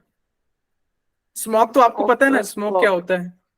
हम्म, स्मोक तो धुआं होता है, और फॉग, फॉग जो जो विंटर्स में बनता ठंड है, में, फॉग, हाँ, है ना। अगेन तो इन दोनों के मिल के जो बनता है उसको बोलते हैं स्मॉग। स्मॉग, जो कि दिल्ली में दिखने को मिलता है आपको अक्टूबर नवंबर के टाइम पे। हम्म। ठीक है, उस स्मॉग में ठंडा नहीं होता, वो सिर्फ धुआं होता है। जैसे फॉग में ठंड लगती है ना, तो स्मॉग में ठंड नहीं लगती, वो ड्राई होता है, बट उसमें स्मोक कंटेंट होता है। ठीक है, तो स्मॉग को हम दो टाइप में कंसिडर करते हैं, एक तो होता है क्लासिकल स्मॉग और एक होता है फोटोकेमिकल स्मॉग। ठीक है, क्लासिकल स्मॉग को ही लंदन स्मॉग कहा जाता है, and this is called the Los Angeles smog. ये जगहों के नाम है जहां ये प्रिवेलेंट है, जैसे लंदन में क्लासिकल स्मॉग, फोटोकेमिकल जो प्रोसेस से बनता है जो वो लॉस एंजलिस में प्रिवेलेंट है, तो उसको लॉस एंजलिस स्मॉग कहते हैं। And this form due to the oxide, ये सल्फर के ऑक्साइड से बनता है, सल्फर के ऑक्साइड से बनता है, और ये नाइट्रोजन के ऑक्साइड से। अगेन ये हमने हमने पहले पढ़ा हुआ था ना, ये कि सल्फर के ऑक्साइड और नाइट्रोजन के ऑक्साइड ये मेजर पोल्यूटेंट्स हैं।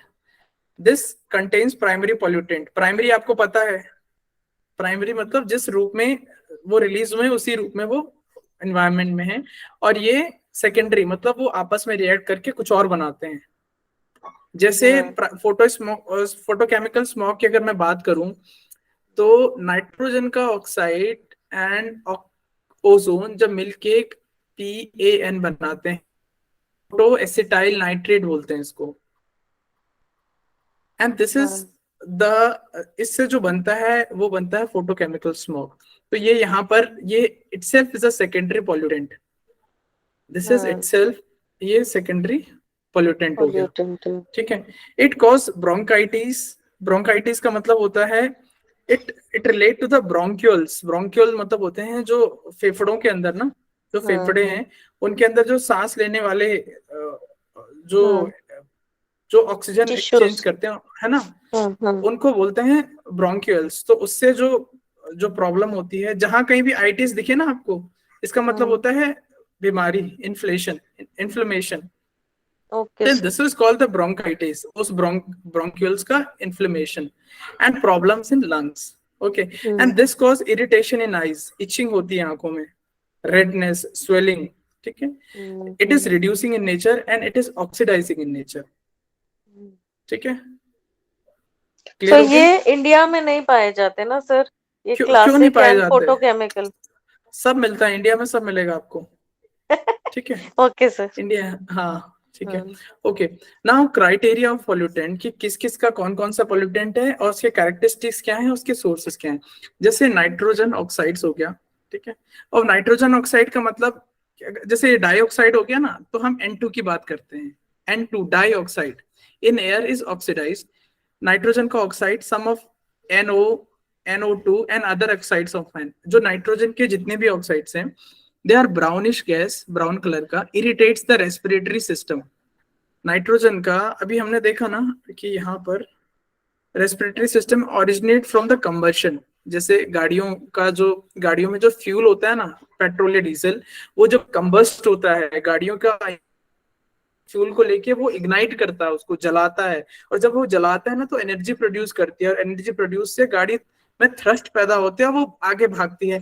And at the same time जो गैसेस होती हैं जो उसको बाहर फेंकता है साइलेंसर के थ्रू, तो उसमें जब बर्न होने के बाद ये गैसेस रिलीज होती हैं, सल्फर की ऑक्साइड हो सकती है, नाइट्रोजन की ऑक्साइड्स होती हैं, और अदर पॉल्यूटेंट्स। इट डिपेंड्स कि आपका फ्यूल कैसा है। अगर आपके फ्यूल में ही सल्फर नहीं होगा तो सल्फर तो वैसे भी नहीं रिलीज होगा, आपके फ्यूल में नाइट्रोजन नहीं होगा तो नाइट्रोजन रिलीज नहीं होगा, एंड दैट वे जैसा फ्यूल होगा।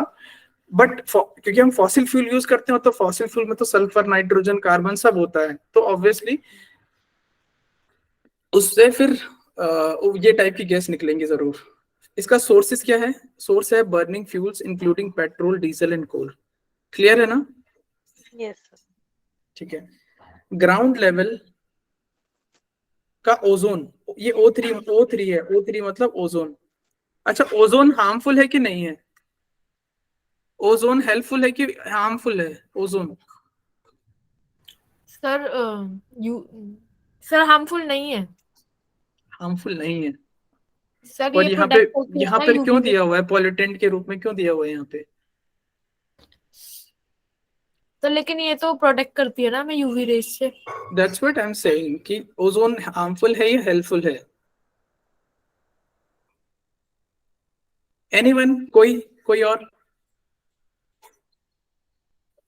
सर यहाँ पे कैरेक्टरिस्टिक्स में VOC का भी ये है, मेंशन किया हुआ है। तो देखो ऐसा होता है ना कि ओजोन अगर अपनी जगह पे हो तो वो बहुत प्रोटेक्टिव काम करती है अपनी जगह। जैसे ये ट्रोपोस्फेयर है, ये एटमॉस्फेयर की 5 लेयर होती हैं। ट्रोपोस्फेयर है, उसके बाद स्ट्रेटोस्फेयर है, ठीक है। तो ट्रोपोस्फेयर के बाद स्ट्रेटोस्फेयर के ऊपर ना ये प्रोटेक्टिव लेयर, यहाँ ओजोन का अपना नेचुरल रूप में यहाँ पे ओजोन होती है, जो कि which does not let the UV rays to come inside the earth, ठीक है। लेकिन जो पोल्यूशन मतलब बहुत तरीके से, जैसे व्हीकल हो गया या इंडस्ट्रीज हो गया, उसके कारण ना ओजोन जब ग्राउंड लेवल पे आती है ना तो it becomes a major concern, ठीक है। ठीक है, तो वहां पर वो जब सरफेस पे आती है तो बहुत मतलब मेजर पोल्यूटेंट का काम करती है। Reaction of volatile organic compound plus nitrogen के oxide in the presence of heat and sunlight. I told you ना, इसमें पेन बनता है पॉलीएसिटाइल नाइट्रेट, जो ओजोन के साथ मिलके बनता है, ठीक है। यहाँ पे पढ़ा था ना फोटोकेमिकल स्मॉग, यहाँ पर सनलाइट की जरूरत होती है, बिना सनलाइट के नहीं बनता ये। जहां पे सनलाइट होती है वहां पर फोटोकेमिकल स्मॉग के उससे बनता है ये, ठीक है। तो यहाँ पर जो ओजोन था वो लाइट की प्रेजेंस में ये दूसरे कंपाउंड के साथ मिलके it becomes a major concern. Vehicle and industries are the major source. Then comes the carbon monoxide. Carbon monoxide क्या होता है? देखो कार्बन मोनोऑक्साइड खतरनाक कैसे है, क्योंकि जहां कहीं भी अगर हम कार्बन मोनोऑक्साइड के अगर एक्सपोज हो गए ना, तो कार्बन डाइऑक्साइड और ऑक्सीजन, जैसे हम कोई भी गैस अभी हम इनहेल कर रहे हैं ना, तो it is not necessary that I am inhaling only oxygen ना, ऐसा नहीं है। हो सकता है मैं हाइड्रोजन भी, नाइट्रोजन भी, या कुछ मैं इनहेल कर रहा हूँ अभी, ठीक है। लेकिन क्या होता है कि ऑक्सीजन, मेरा जो बॉडी होगा वो ऑक्सीजन ले लेगा और इवेंचुअली जितना भी कुछ होगा वो एक्सेल कर देगा। लेकिन अगर मैं कार्बन मोनोऑक्साइड के सराउंडिंग में अगर एक्सपोज हो गया ना, तो वहां कंपटीशन हो जाता है ऑक्सीजन और कार्बन मोनोऑक्साइड के बीच में। तो हमेशा कार्बन मोनोऑक्साइड जीतता है, और वो अगर आपके लंग्स ने अगर कार्बन मोनोऑक्साइड को कैप्चर कर लिया ना, तो वो फिर it is lethal to the body, fatal हो जाएगा, बहुत खतरनाक, and it eventually leads to death as well. ठीक है ना? हेलो हेलो, आवाज आ रही है आपको? Yes sir. ठीक है, तो इसमें क्या हो रहा है, इसमें ये है कि it reduces the blood ability to carry oxygen. मतलब अगर हीमोग्लोबिन ने अगर कार्बन डाइऑक्साइड आ गया ना, तो वो ऑक्सीजन को फिर कैरी नहीं करने देगा, और ऑक्सीजन कैरी नहीं होगा तो फिर दिक्कत हो जाएगी। Produced by the incomplete burning of carbon based fuel, natural and synthetic products such as cigarettes, तो उसके कारण मोनोऑक्साइड प्रोड्यूस होता है। Now carbon dioxide, it is a principal green house gas. अभी मेजर कंसर्न कार्बन डाइऑक्साइड बना हुआ है, ठीक है। Emitted at the result of human activities such as burning of coal, oil and natural gases. आपको पता है ना ग्रीन हाउस क्या है?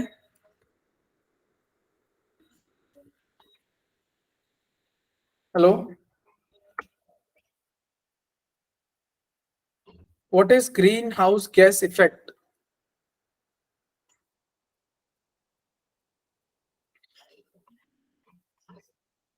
What is green house gas effect?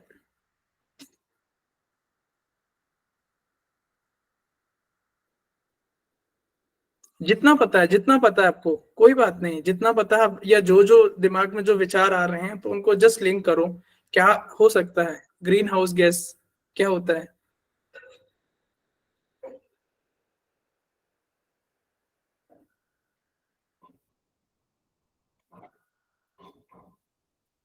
Anyone, anyone, I am telling you, अगर आप जितना ब्रेनस्टॉर्मिंग करोगे उतना आपको कंसेप्चुअल क्लैरिटी आएगी। अगर सर आप, ग्रीन, हाँ बोलिए बोलिए। sir, greenhouse gases means which are helpful in some part. Helpful in some part, ठीक है। ये इफेक्ट क्या होता है green house Naturally. Gas effect क्या होता है? ग्रीन हाउस गैस इफेक्ट अच्छा होता है या बुरा होता है, क्या होता है?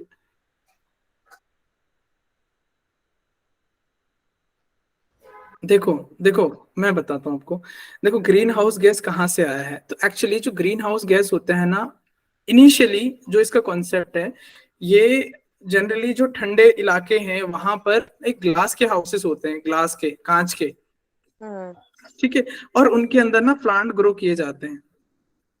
तो हाँ हाँ कांच हाँ के हाँ ग्लास हाँ क्या करते हैं, कांच के ग्लास से ना हीट एंटर हाँ तो हो हाँ जाती है, लेकिन हाँ वो हाँ हाँ हाँ। बाहर नहीं जा पाती, ट्रैप हो जाती है, और उसके कारण ना जो सफिशिएंट एनर्जी चाहिए होती है प्लांट्स को, दे ग्रो।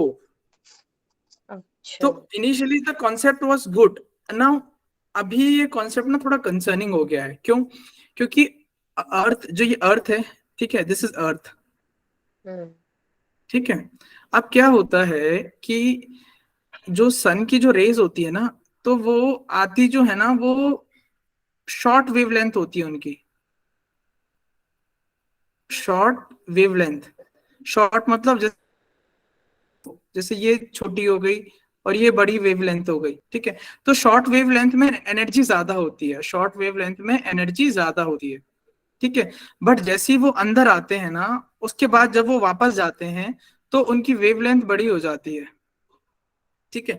अब जब वो बड़ी हो जाती है ना, तो हमारे जो इन्वायरमेंट में, हमारे जो एटमॉस्फेयर में ना, हमारे एटमॉस्फेयर में बहुत सारी चीजें हैं, जैसे वाटर वेपर हो गया, वेपर के रूप में, या इसके अलावा कुछ और चीजें और गैसेस हैं, या जैसे CO2 हो गया।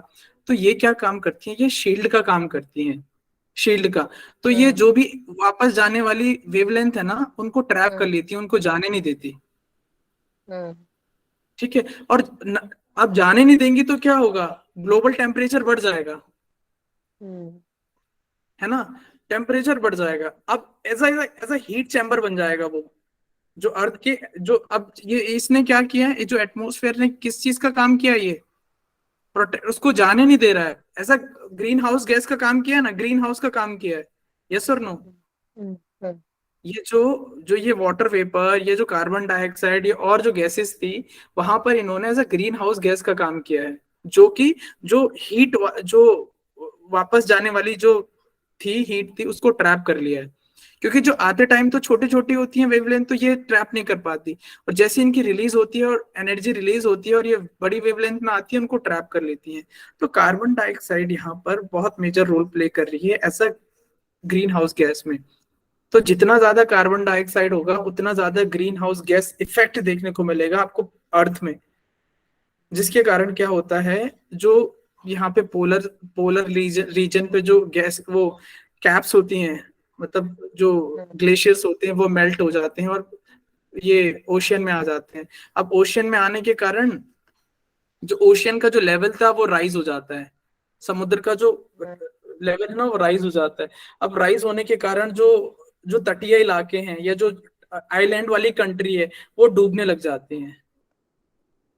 समझ रहे हो, तो ये कितना कितना ज्यादा खतरनाक हो सकता है। अभी हम जब आगे पढ़ेंगे कि कैसे कैसे ये आगे हो सकता है, ठीक है।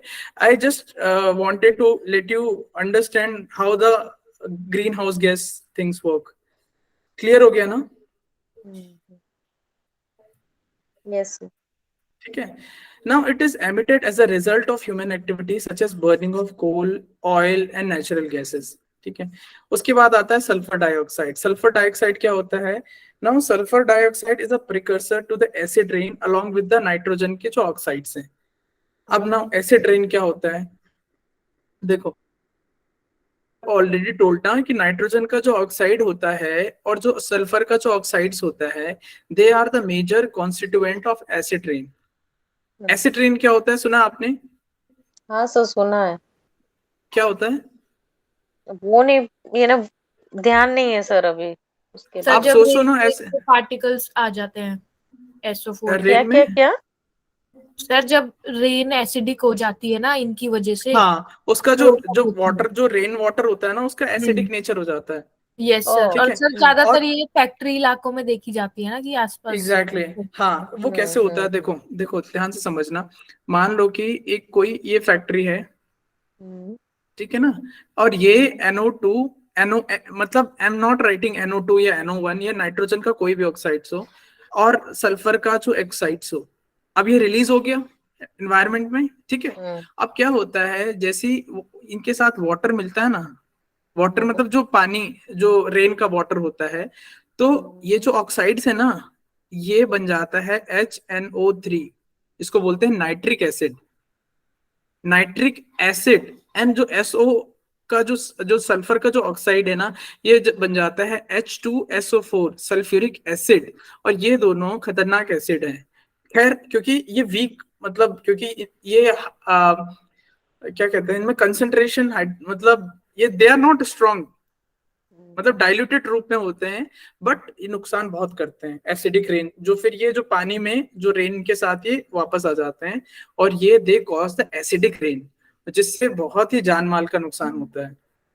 Yes sir. सर ऐसा ठीक भी है ना? कहा गया था ना कि ताजमहल है जहाँ आगरा में, वहां पे हाँ एसिडिक रेन हुई, उसकी वजह से उसका कलर येलो में टर्न हो गया था। हाँ, तो एक्चुअली क्या हुआ था कि आगरा के आसपास बहुत सारी फैक्ट्रीज थी, हुआ करती थी टाइम पहले, ठीक है ना। उसके कारण जो इंडस्ट्रियल एफ्लुएंट्स था, गैसियस, पर्टिकुलरली गैसियस एफ्लुएंट था, उसमें नाइट्रोजन और सल्फर की जो ऑक्साइड्स थे उसकी मात्रा बहुत ज्यादा थी।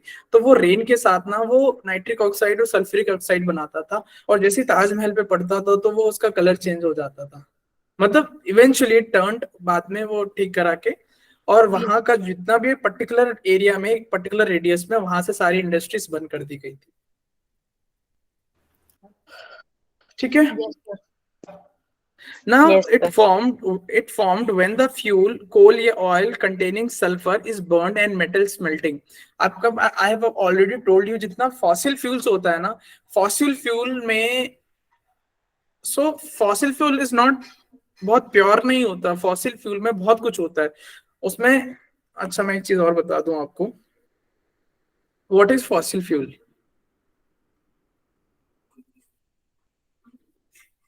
आपके बहुत चीजें हैं जो मैंने स्लाइड में मेंशन नहीं की है, आई am just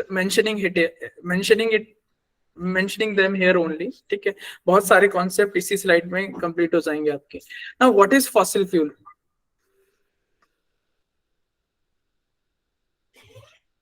anyone I am telling you, जो अगर आप पार्टिसिपेट करोगे, जितना ब्रेनस्टॉर्मिंग करोगे ना, उतना ज्यादा क्लैरिटी, कॉन्सेप्चुअल क्लैरिटी आपको अभी हो जाएगा।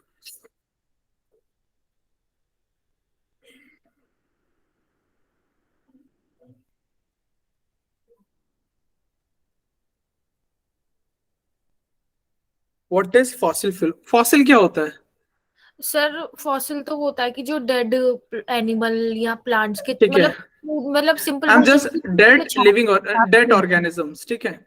जी सर, जो उनके छाप डेड, छोड़ गई वो। ठीक, डेड ऑर्गेनिज्म हो सकते हैं, मतलब वो प्लांट भी हो सकते हैं, ट्री भी हो सकते हैं, यस सर, प्लांट ट्री एक, एनिमल्स या भी। कोई एनिमल भी हो सकता है, ठीक है। सर जैसे डायनासोर के मिले और ठीक है, कोई पुराने फिश के। तो अब क्या होता है, जो फॉसिल्स का मतलब ये होता है जो उनके remaining dead remains of, dead remains मैं कह सकता हूँ, डेड रिमेन्स, ठीक है।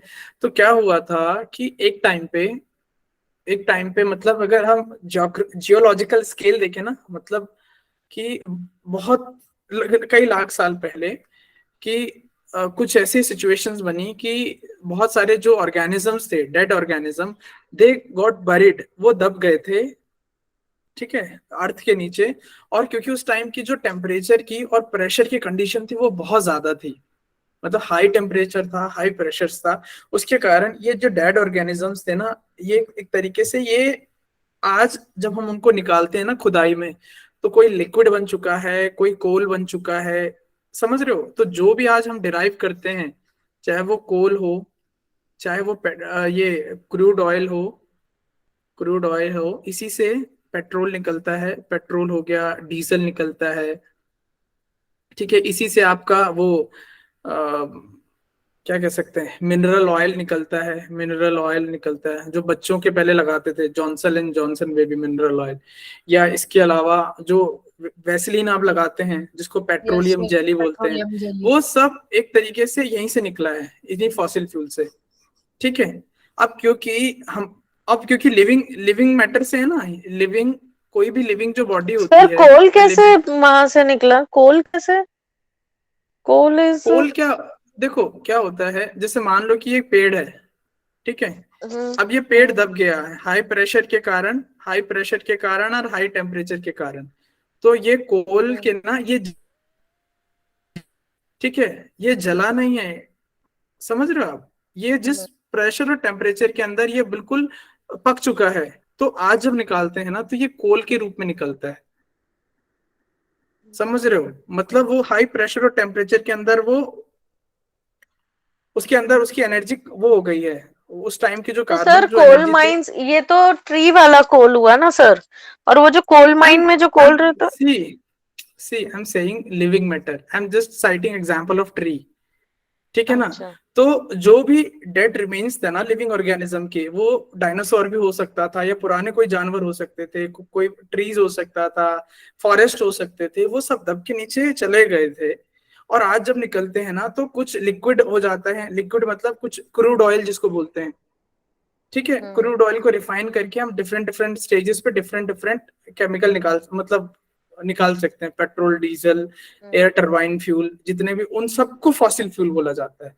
जितना कुछ भी जो फ्यूल आज हम यूज करते हैं ना, and which has been derived from these dead organism, उनको फॉसिल फ्यूल कहा जाता है, ठीक है। उनसे एनर्जी तो बहुत ज्यादा प्रोड्यूस होती है, बट क्या होता है कि साथ साथ में ना, क्योंकि जो लिविंग ऑर्गेनिज्म होता है ना, उसके अंदर कार्बन बहुत ज्यादा होता है, हाइड्रोजन बहुत ज्यादा होता है, सल्फर बहुत ज्यादा होता है, नाइट्रोजन बहुत ज्यादा होता है, तो वो तब लिविंग ऑर्गेनिज्म के अंदर जो जो कंपाउंड थे, आज वो इन्वायरमेंट में रिलीज हो जाते हैं, ठीक है, सल्फर डाइऑक्साइड के फॉर्म में, सल्फर ऑक्साइड्स की फॉर्म में, ठीक है, नाइट्रोजन के ऑक्साइड्स के फॉर्म में, या कार्बन मोनोऑक्साइड के फॉर्म में, या कार्बन डाइऑक्साइड के फॉर्म में।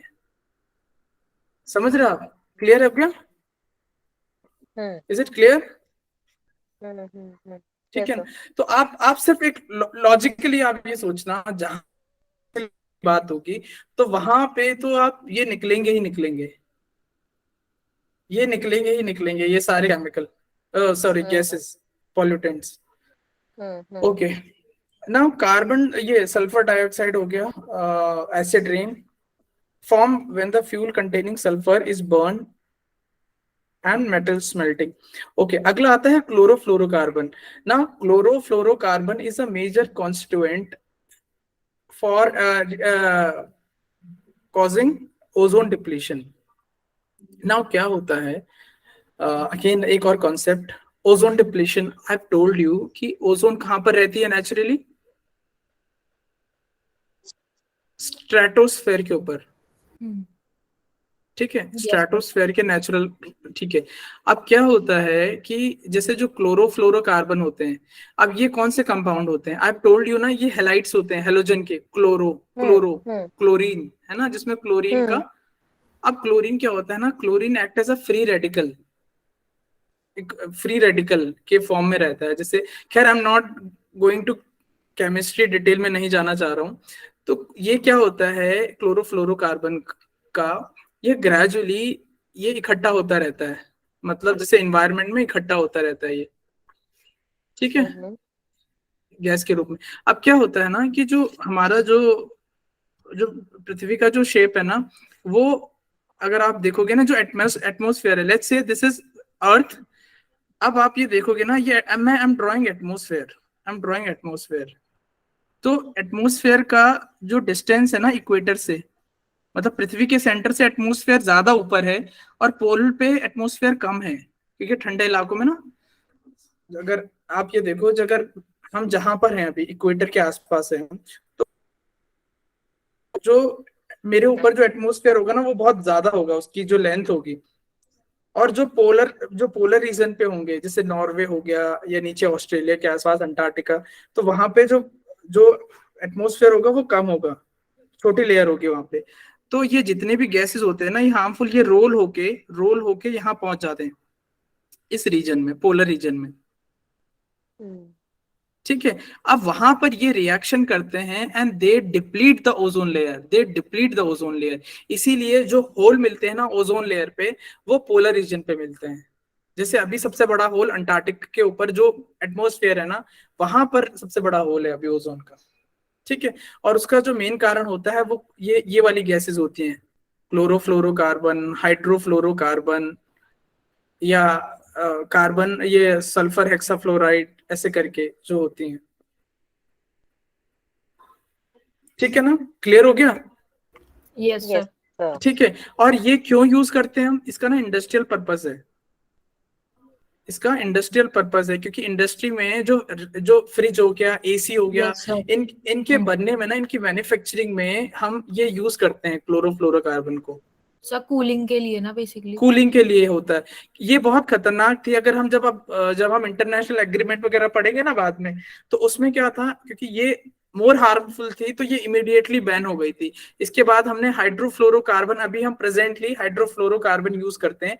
ये भी हार्मफुल है, बट क्लोरोफ्लोरोकार्बन से थोड़ी कम, बट इवेंचुअली ये भी हमको बैन करनी है, ठीक है। 2040 तक का टारगेट है शायद।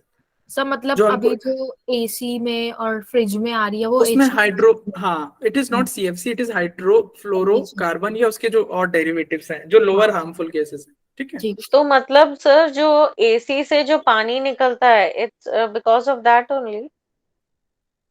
ना, पानी तो आप ऐसे समझो ना, जैसे ग्लास रखा आपने ठंडा पानी का, है ना, तो उसके बाहर पानी लगता है ना, अच्छा, तो वही पानी एसी का एक साथ नीचे निकलता है एक तरीके से। जहां आपने एसी लगाया है ना, तो हम एक तरीके से फ्रिज के अंदर ही हैं, एक तरीके से आप ऐसा समझो, है ना। वो पानी के कारण नहीं होता है, वो जो एक बाहर एक और स्प्लिट एसी में जो दूसरा यूनिट रहता है, जो बाहर रखा लगा रहता है, ठीक है, तो उसमें यूज होता है कूलेंट के लिए, ठीक है ना।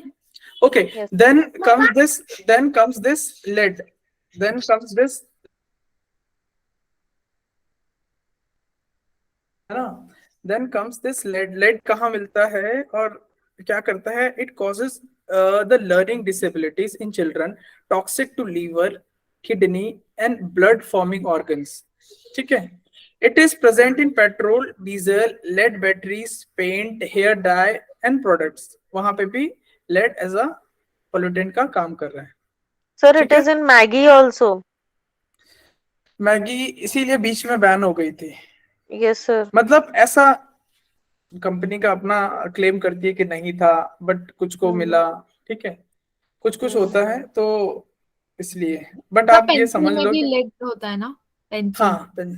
हाँ, ठीक है. और बहुत सारे जो इंडस्ट्रियल जो हम इवन जो घर में भी यूज करते हैं बहुत चीजें, उसमें भी लेड मिलता रहता है. हेयर डाई जो बालों पे लगाते हैं उसमें भी लेड डालते हैं. Okay, particular matter PM10 and 2.5. I have already कि क्या होता है. ठीक है, जैसे लेट्स से जैसे पोलन ग्रेन्स होते हैं ना, फूलों के जो पराग होते हैं, उनसे भी जो छोटे छोटे हो गए, they also constitute particular matter. धूल के कण जो हो सकते हैं, पर्टिकुलर मैटर कुछ भी हो जो इस रेंज में रहेगा आपका. ठीक है, वो दे pollute. Okay, now effect on human health. It's already 9:39. हम थोड़ा सा Yes, और sir. पढ़ेंगे. ये कल ठीक है? करे सर. नहीं कल नहीं, इसको आज करते हैं. ठीक है, effect on human health. Effect on human health ये क्या है? जैसे अगर हम सल्फर का जो ऑक्साइड है उसकी बात करें तो क्या करता है ये? It causes the headache, anxiety, impact on central nervous system.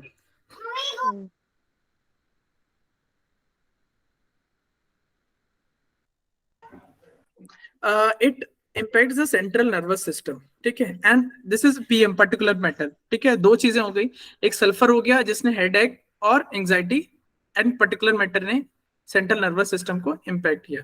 ठीक है, SO2 is what?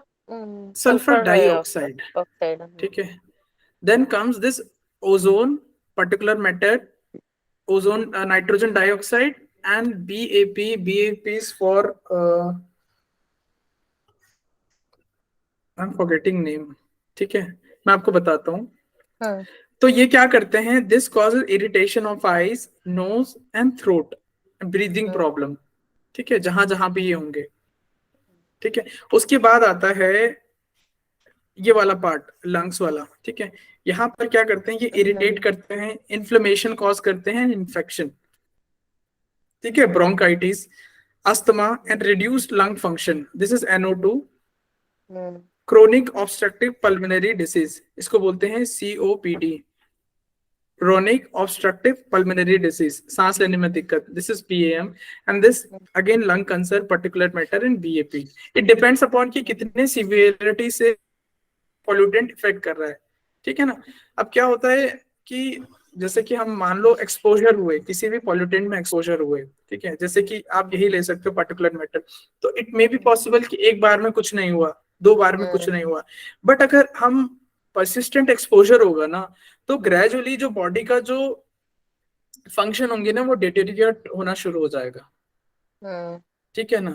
तो एकदम से कैंसर डिटेक्ट हो जाएगा, पता भी नहीं चलेगा, अरे हमने तो कुछ किया ही नहीं. बट वी डोंट नो कि वो कैसे जो पॉल्यूटेंट है वो कैसे कैसे वो बॉडी को हार्म कर रहे हैं. ठीक है, अभी हम एक कॉन्सेप्ट और पढ़ेंगे, बायोमैग्निफिकेशन आगे, कि बायोमैग्निफिकेशन होता है कि कैसे कोई पर्टिकुलर पॉल्यूटेंट हो गया या जो केमिकल होता है वो कैसे ही एक बॉडी से दूसरी बॉडी में ट्रेवल होते होते वो बॉडी में एक्यूमुलेट होता रहता है, and gradually eventually it disturb the body function. ठीक है ना. उसके बाद आता है PM हो गया, O3 हो गया और SO2 हो गया. They call cardiovascular. कार्डियो मतलब होता है हार्ट, और वैस्कुलर होती है veins, cardiovascular diseases. Then NO2 impacts on the liver, spleen and blood. Spleen एक बॉडी का पार्ट होता है जहां पर जो डेड ब्लड सेल्स होते हैं वो वहां इकट्ठे रहते हैं. That impacts on this liver, spleen and blood. ठीक है. And PM particular matter, this impacts on the reproductive system. ठीक है, तो आज यहीं खत्म करते हैं, क्लास ओवर यस करते हैं। सर, ठीक है, 9:45। मुझे लगा आज मैं I'll cover at least 50 or 60 slides, but नहीं let's see. सर, एक्सप्लेनेशन भी तो लगता है ना सर। हाँ, ये तो है। ठीक है, हाँ तो बाकी हम इसको एक काम करते हैं, लेट्स से वन मिनट। ठीक है, अभी जाना मत। ठीक है, अभी जाना मत। I am just wrapping up this air pollution वाला पार्ट। ठीक है, 3 स्लाइड है, हाँ यस सर। है ना? फिर वाटर पोल्यूशन आ जाएगा। ठीक है, तो ठीक है just sir. Wrapping this up.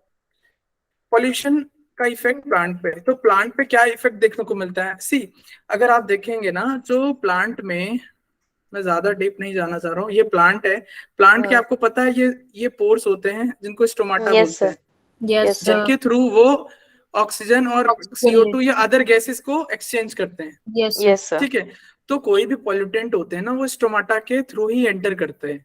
ठीक है, अब देखो देखो क्या इफेक्ट होता है। जैसे कि मान लो ये पत्ती है, अब क्या होता है, पर्टिकुलर मैटर हो गए या डिफरेंट गैसेस हो गए, उन्होंने इसके पोर्स को ढक दिया है, तो क्या होगा आप ये बताओ? कुछ भी, ये ना वो गैस एक्सचेंज कर पा रहा है, ना वो और लाइट एक्सचेंज कर पा रहा है, तो क्या हो जाएगा?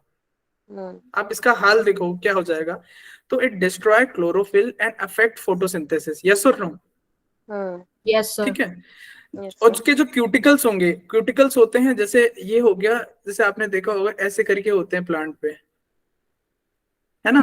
क्यूटिकल्स, या जहां से वो नया बडिंग शुरू होता है। Wax layer on the leaves is lost, wax layer on the leaves.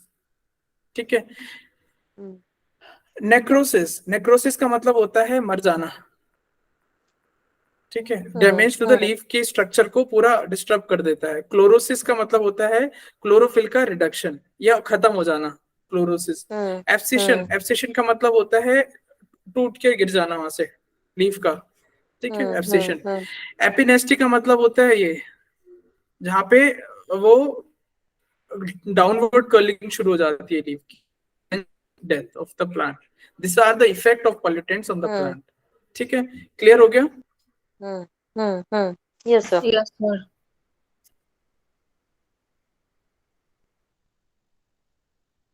उसके बाद आता है एनिमल्स एंड मटेरियल पे क्या क्या इफेक्ट देखने को मिलता है। सी, आप ये बताओ, कोरोजन ऑफ मेटल सरफेस, जैसे कि अगर मान लो कोई भी मेटल सरफेस रखा हो, ठीक है, मेटल सरफेस में अगर पोल्यूटेंट का एक्सपोजर होता रहे, तो वो उसका जो जो कलर शाइन चेंज हो होता है जाएगा। या वो फेड होने लग जाता है वो। ठीक है, यस सर। हाँ। जो sulphur dioxide and water form H2S, corrosion, and as well as disfigurement of the statues made up of limestone on marble। ये वही है जैसे सल्फर डाइऑक्साइड और वाटर का, तो ये सल्फ्यूरिक एसिड बनाता है। ठीक है, और उसके कारण से क्या होता है, जो लाइमस्टोन से या चूने पत्थर से जो स्टैचूज वगैरह बने होते हैं, उनमें गड्ढे पड़ जाते हैं, छेद हो जाते हैं उनमें। ठीक है, एसिड रेन के कारण। ठीक है, now air pollutants mix with the rain water increases the acidity, जिसको एसिड रेन बोलते हैं, of the water body. And अगर ओशियन में या सॉरी वाटर बॉडी में अगर एसिड रेन की वृद्धि हो जाती है, ज्यादा हो जाता है, मतलब आपका हाइड्रोजन कंसंट्रेशन ज्यादा हो जाता है, तो it eventually kills the it disturb the aquatic system, organic life. ठीक है, ये फिशेस वगैरह को किल कर देता है। ठीक है, now ozone causes the crackling of rubber। ठीक है, रबर एलिमेंट्स का क्रैकलिंग शुरू कर देता है ओजोन के कारण से। ठीक है, अच्छा, environment, effect of environment, visibility problem है। यस ठीक है, सर। फोटोकेमिकल स्मॉग, सनलाइट की प्रेजेंस में ग्रीन हाउस गैस एमिट होंगी, यस सर। जो कि ग्लोबल वार्मिंग, और ग्लोबल वार्मिंग से क्या क्या होता है, यू नो इट, क्या क्या हो सकता है। Yes sir. ठीक है, yes sir. Chlorofluorocarbon ozone deplete करते हैं। Ozone deplete sir. होने के कारण क्या होता है, ओजोन, अगर ओजोन डिप्लीट हो गया तो क्या होगा, sir UV rays, UV rays enter हो जाएंगे। अब यूवी रेज से क्या होता है, skin cancer, problem, skin cancer, skin problem हो गई, और ये क्या करेंगे, अगर हम और इसको देखें ना, तो ये this also promote the acidification of ocean, ठीक है। ये और जो चीजें हैं जो पूरा उसको डिस्टर्ब कर देगा, ये जो Yes. साइकिल्स होती है ना, बायो जब भी ट्रॉफिक लेवल वगैरह उनको भी सारा डिस्टर्ब कर देता है। ओके, नाउ कंट्रोल कैसे किया जा सकता है? Proper air pollution control devices in industries. तो एयर पोल्यूशन कंट्रोल डिवाइसेस क्या होते हैं? जैसे अगर मैं अभी पर्टिकुलरली जो अभी गवर्नमेंट ने डिसीजन लिए हैं ना, उनमें क्या होता है, जैसे कोल वगैरह यूज होता है ना थर्मल पावर प्लांट में, थर्मल पावर प्लांट होता है जहां पे कोल की मदद से एनर्जी प्रोड्यूस की जाती है, कोल की मदद से एनर्जी प्रोड्यूस की जाती है, ठीक है। तो यहाँ पर कोल में ना बहुत सारा सल्फर डाइऑक्साइड या नाइट्रोजन के ऑक्साइड वगैरह होते हैं। तो कोल को पहले धोया जाता है, वॉश किया जाता है, सो दैट अच्छे से ट्रीट किया जाता है और चर्न चर्न किया जाता है पाउडर के रूप में, ताकि उसकी जितनी भी गंदगी है वो ना निकल जाए। उससे जो एनर्जी प्रोड्यूस होगी ना, जब वो थर्मल पावर प्लांट में होगा, तो it will cause less pollution. समझ रहे हो? ठीक है। उसके बाद प्रेसिपिटेटर होते हैं। प्रेसिपिटेटर मतलब होता है कि जो कि उनको रिलीज नहीं होने देता, जैसे सल्फर हो गया या नाइट्रोजन के जो ऑक्साइड्स हो गया। तो कहने का मतलब है पोल्यूशन कंट्रोल डिवाइसेस प्रॉपरली लगाए जाए इंडस्ट्री में भी, ठीक है। जैसे स्क्रबर हो गया, हम डिटेल में अगेन फिर नहीं जाएंगे। स्क्रबर हो गया, इसके अलावा प्रेसिपिटेटर हो गया, ये सारे कुछ ऐसे डिवाइसेस हैं जो लगा के उनको कम किया जा सकता है। देन द लो सल्फर कोल, अगर जितना सल्फर होगा कोल में, जब वो बर्न होगा तो सल्फर डाइऑक्साइड या सल्फर के और ऑक्साइड्स रिलीज होंगे, यस और नो? तो बेटर है कि आप लो सल्फर कोल को यूज करें, ठीक है। रेगुलर इंजन ट्यून अप, जैसे पोल्यूशन चेक कराते हैं गाड़ियों का, है ना? पोल्यूशन क्या होता है? तो पोल्यूशन का मतलब होता है वो एक इंस्ट्रूमेंट डालते हैं जो एक तरीके से डायोड वो होता है, जो कि गैसेस के पार्टिकल्स को उसमें मेजर किया जा सकता है कि कौन कौन सा हार्मफुल गैसेस का इसमें डिटेक्ट हो रहा है। तो अगर वो पर्टिकुलर स्टैंडर्ड से ऊपर होगा तो आपको फिर इंजन का वो करना पड़ेगा, सफाई करनी पड़ेगी या उसकी सर्विसिंग करानी पड़ेगी, ठीक है। तो एक तरीके से proper engine tune up, replacement of more polluting vehicles, using mass transport system. Mass transport से इसका पॉल्यूशन से क्या लेना देना?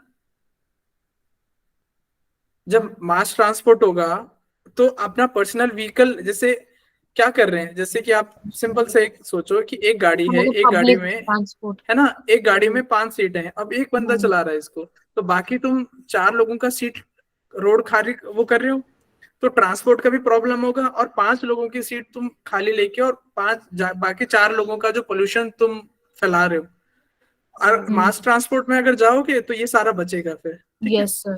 Shifting to the less polluting fuels. Less polluting fuels क्या हो सकता है? जैसे इलेक्ट्रिक व्हीकल हो सकता है, यस सर, बैटरी पे जो चलते हैं वो। बैटरी पे जो चल सकता है। और अभी दिल्ली में भी ये कुछ शायद आई गेस 1000 बसेस का बैच आया है जो ऑल इलेक्ट्रिक व्हीकल हैं, इलेक्ट्रिक बसेस हैं। यस लेस पॉल्यूटिंग फ्यूल का मतलब होता है BS6 स्टैंडर्ड होता है एक फ्यूल का, जो कि लेस, उसमें जैसे BS5, इससे पहले BS4 था, 5 नहीं आया, इसके बाद डायरेक्ट BS6 आ गया, क्योंकि यहाँ पर जो फ्यूल जो होता है ना, उस फ्यूल में रिफाइन करते हुए ना, उसमें से पॉल्यूशन जो हार्मफुल जो एलिमेंट होते हैं उनको काफी हद तक निकाल दिया जाता है, ठीक है। इसलिए BS6 एकदम डायरेक्ट जंप कर दिया। भारत स्टेज 4 है, जिसको बोलते हैं type of fuel which is less harmful. Then planting more trees, जिसको एफॉरेस्टेशन बोलते हैं, ठीक है। Yes sir. सब उसके बाद भारत स्टेज 6, ठीक है। तो दैट्स हाउ, ठीक है। तो हम ये अब कल वाटर पोल्यूशन शुरू करेंगे। तो we end our class here today. Yes sir. So thank you so much. See you tomorrow. सर। Yes, sir. So- Thank you. Sir tomorrow at 8। हाँ, टुमारो एट 8, अनलेस आपको कम्युनिकेट नहीं किया जाएगा, इन केस ठीक है। थोड़ा चेंज ठीक है, होता है सर। ना, तो ठीक है। Okay, जो sir. भी होगा आर्ट कंसिडर करना अभी। जी सर। तो आपको आपको कम्युनिकेट किया जाएगा। एक चीज और बताना मुझे, जो आपको जो लिंक मिलता है, क्या आपको व्हाट्सएप के थ्रू मिलता है क्या मैसेज? सर हाँ सर, जी, मुझे तो आ रहा है। सर ये शायद ना शिवी का हो रहा था, नहीं आ रहा था उन्हें, एक बार उनका आप देख लेना, बाकी हमें ओके तो ओके ओके, जी ठीक है सर। ठीक है ठीक है, कल मुझे मिलते हैं फिर, ठीक जीमेल है से ना? भी आ रहा है सर, व्हाट्सएप पे भी आ हाँ रहा है। ठीक है ठीक है ठीक है, thank you okay sir. Thank okay, you see you sir. Tomorrow. है क्या? यस। आप कुछ पूछ रहे थे? Someone was asking. Then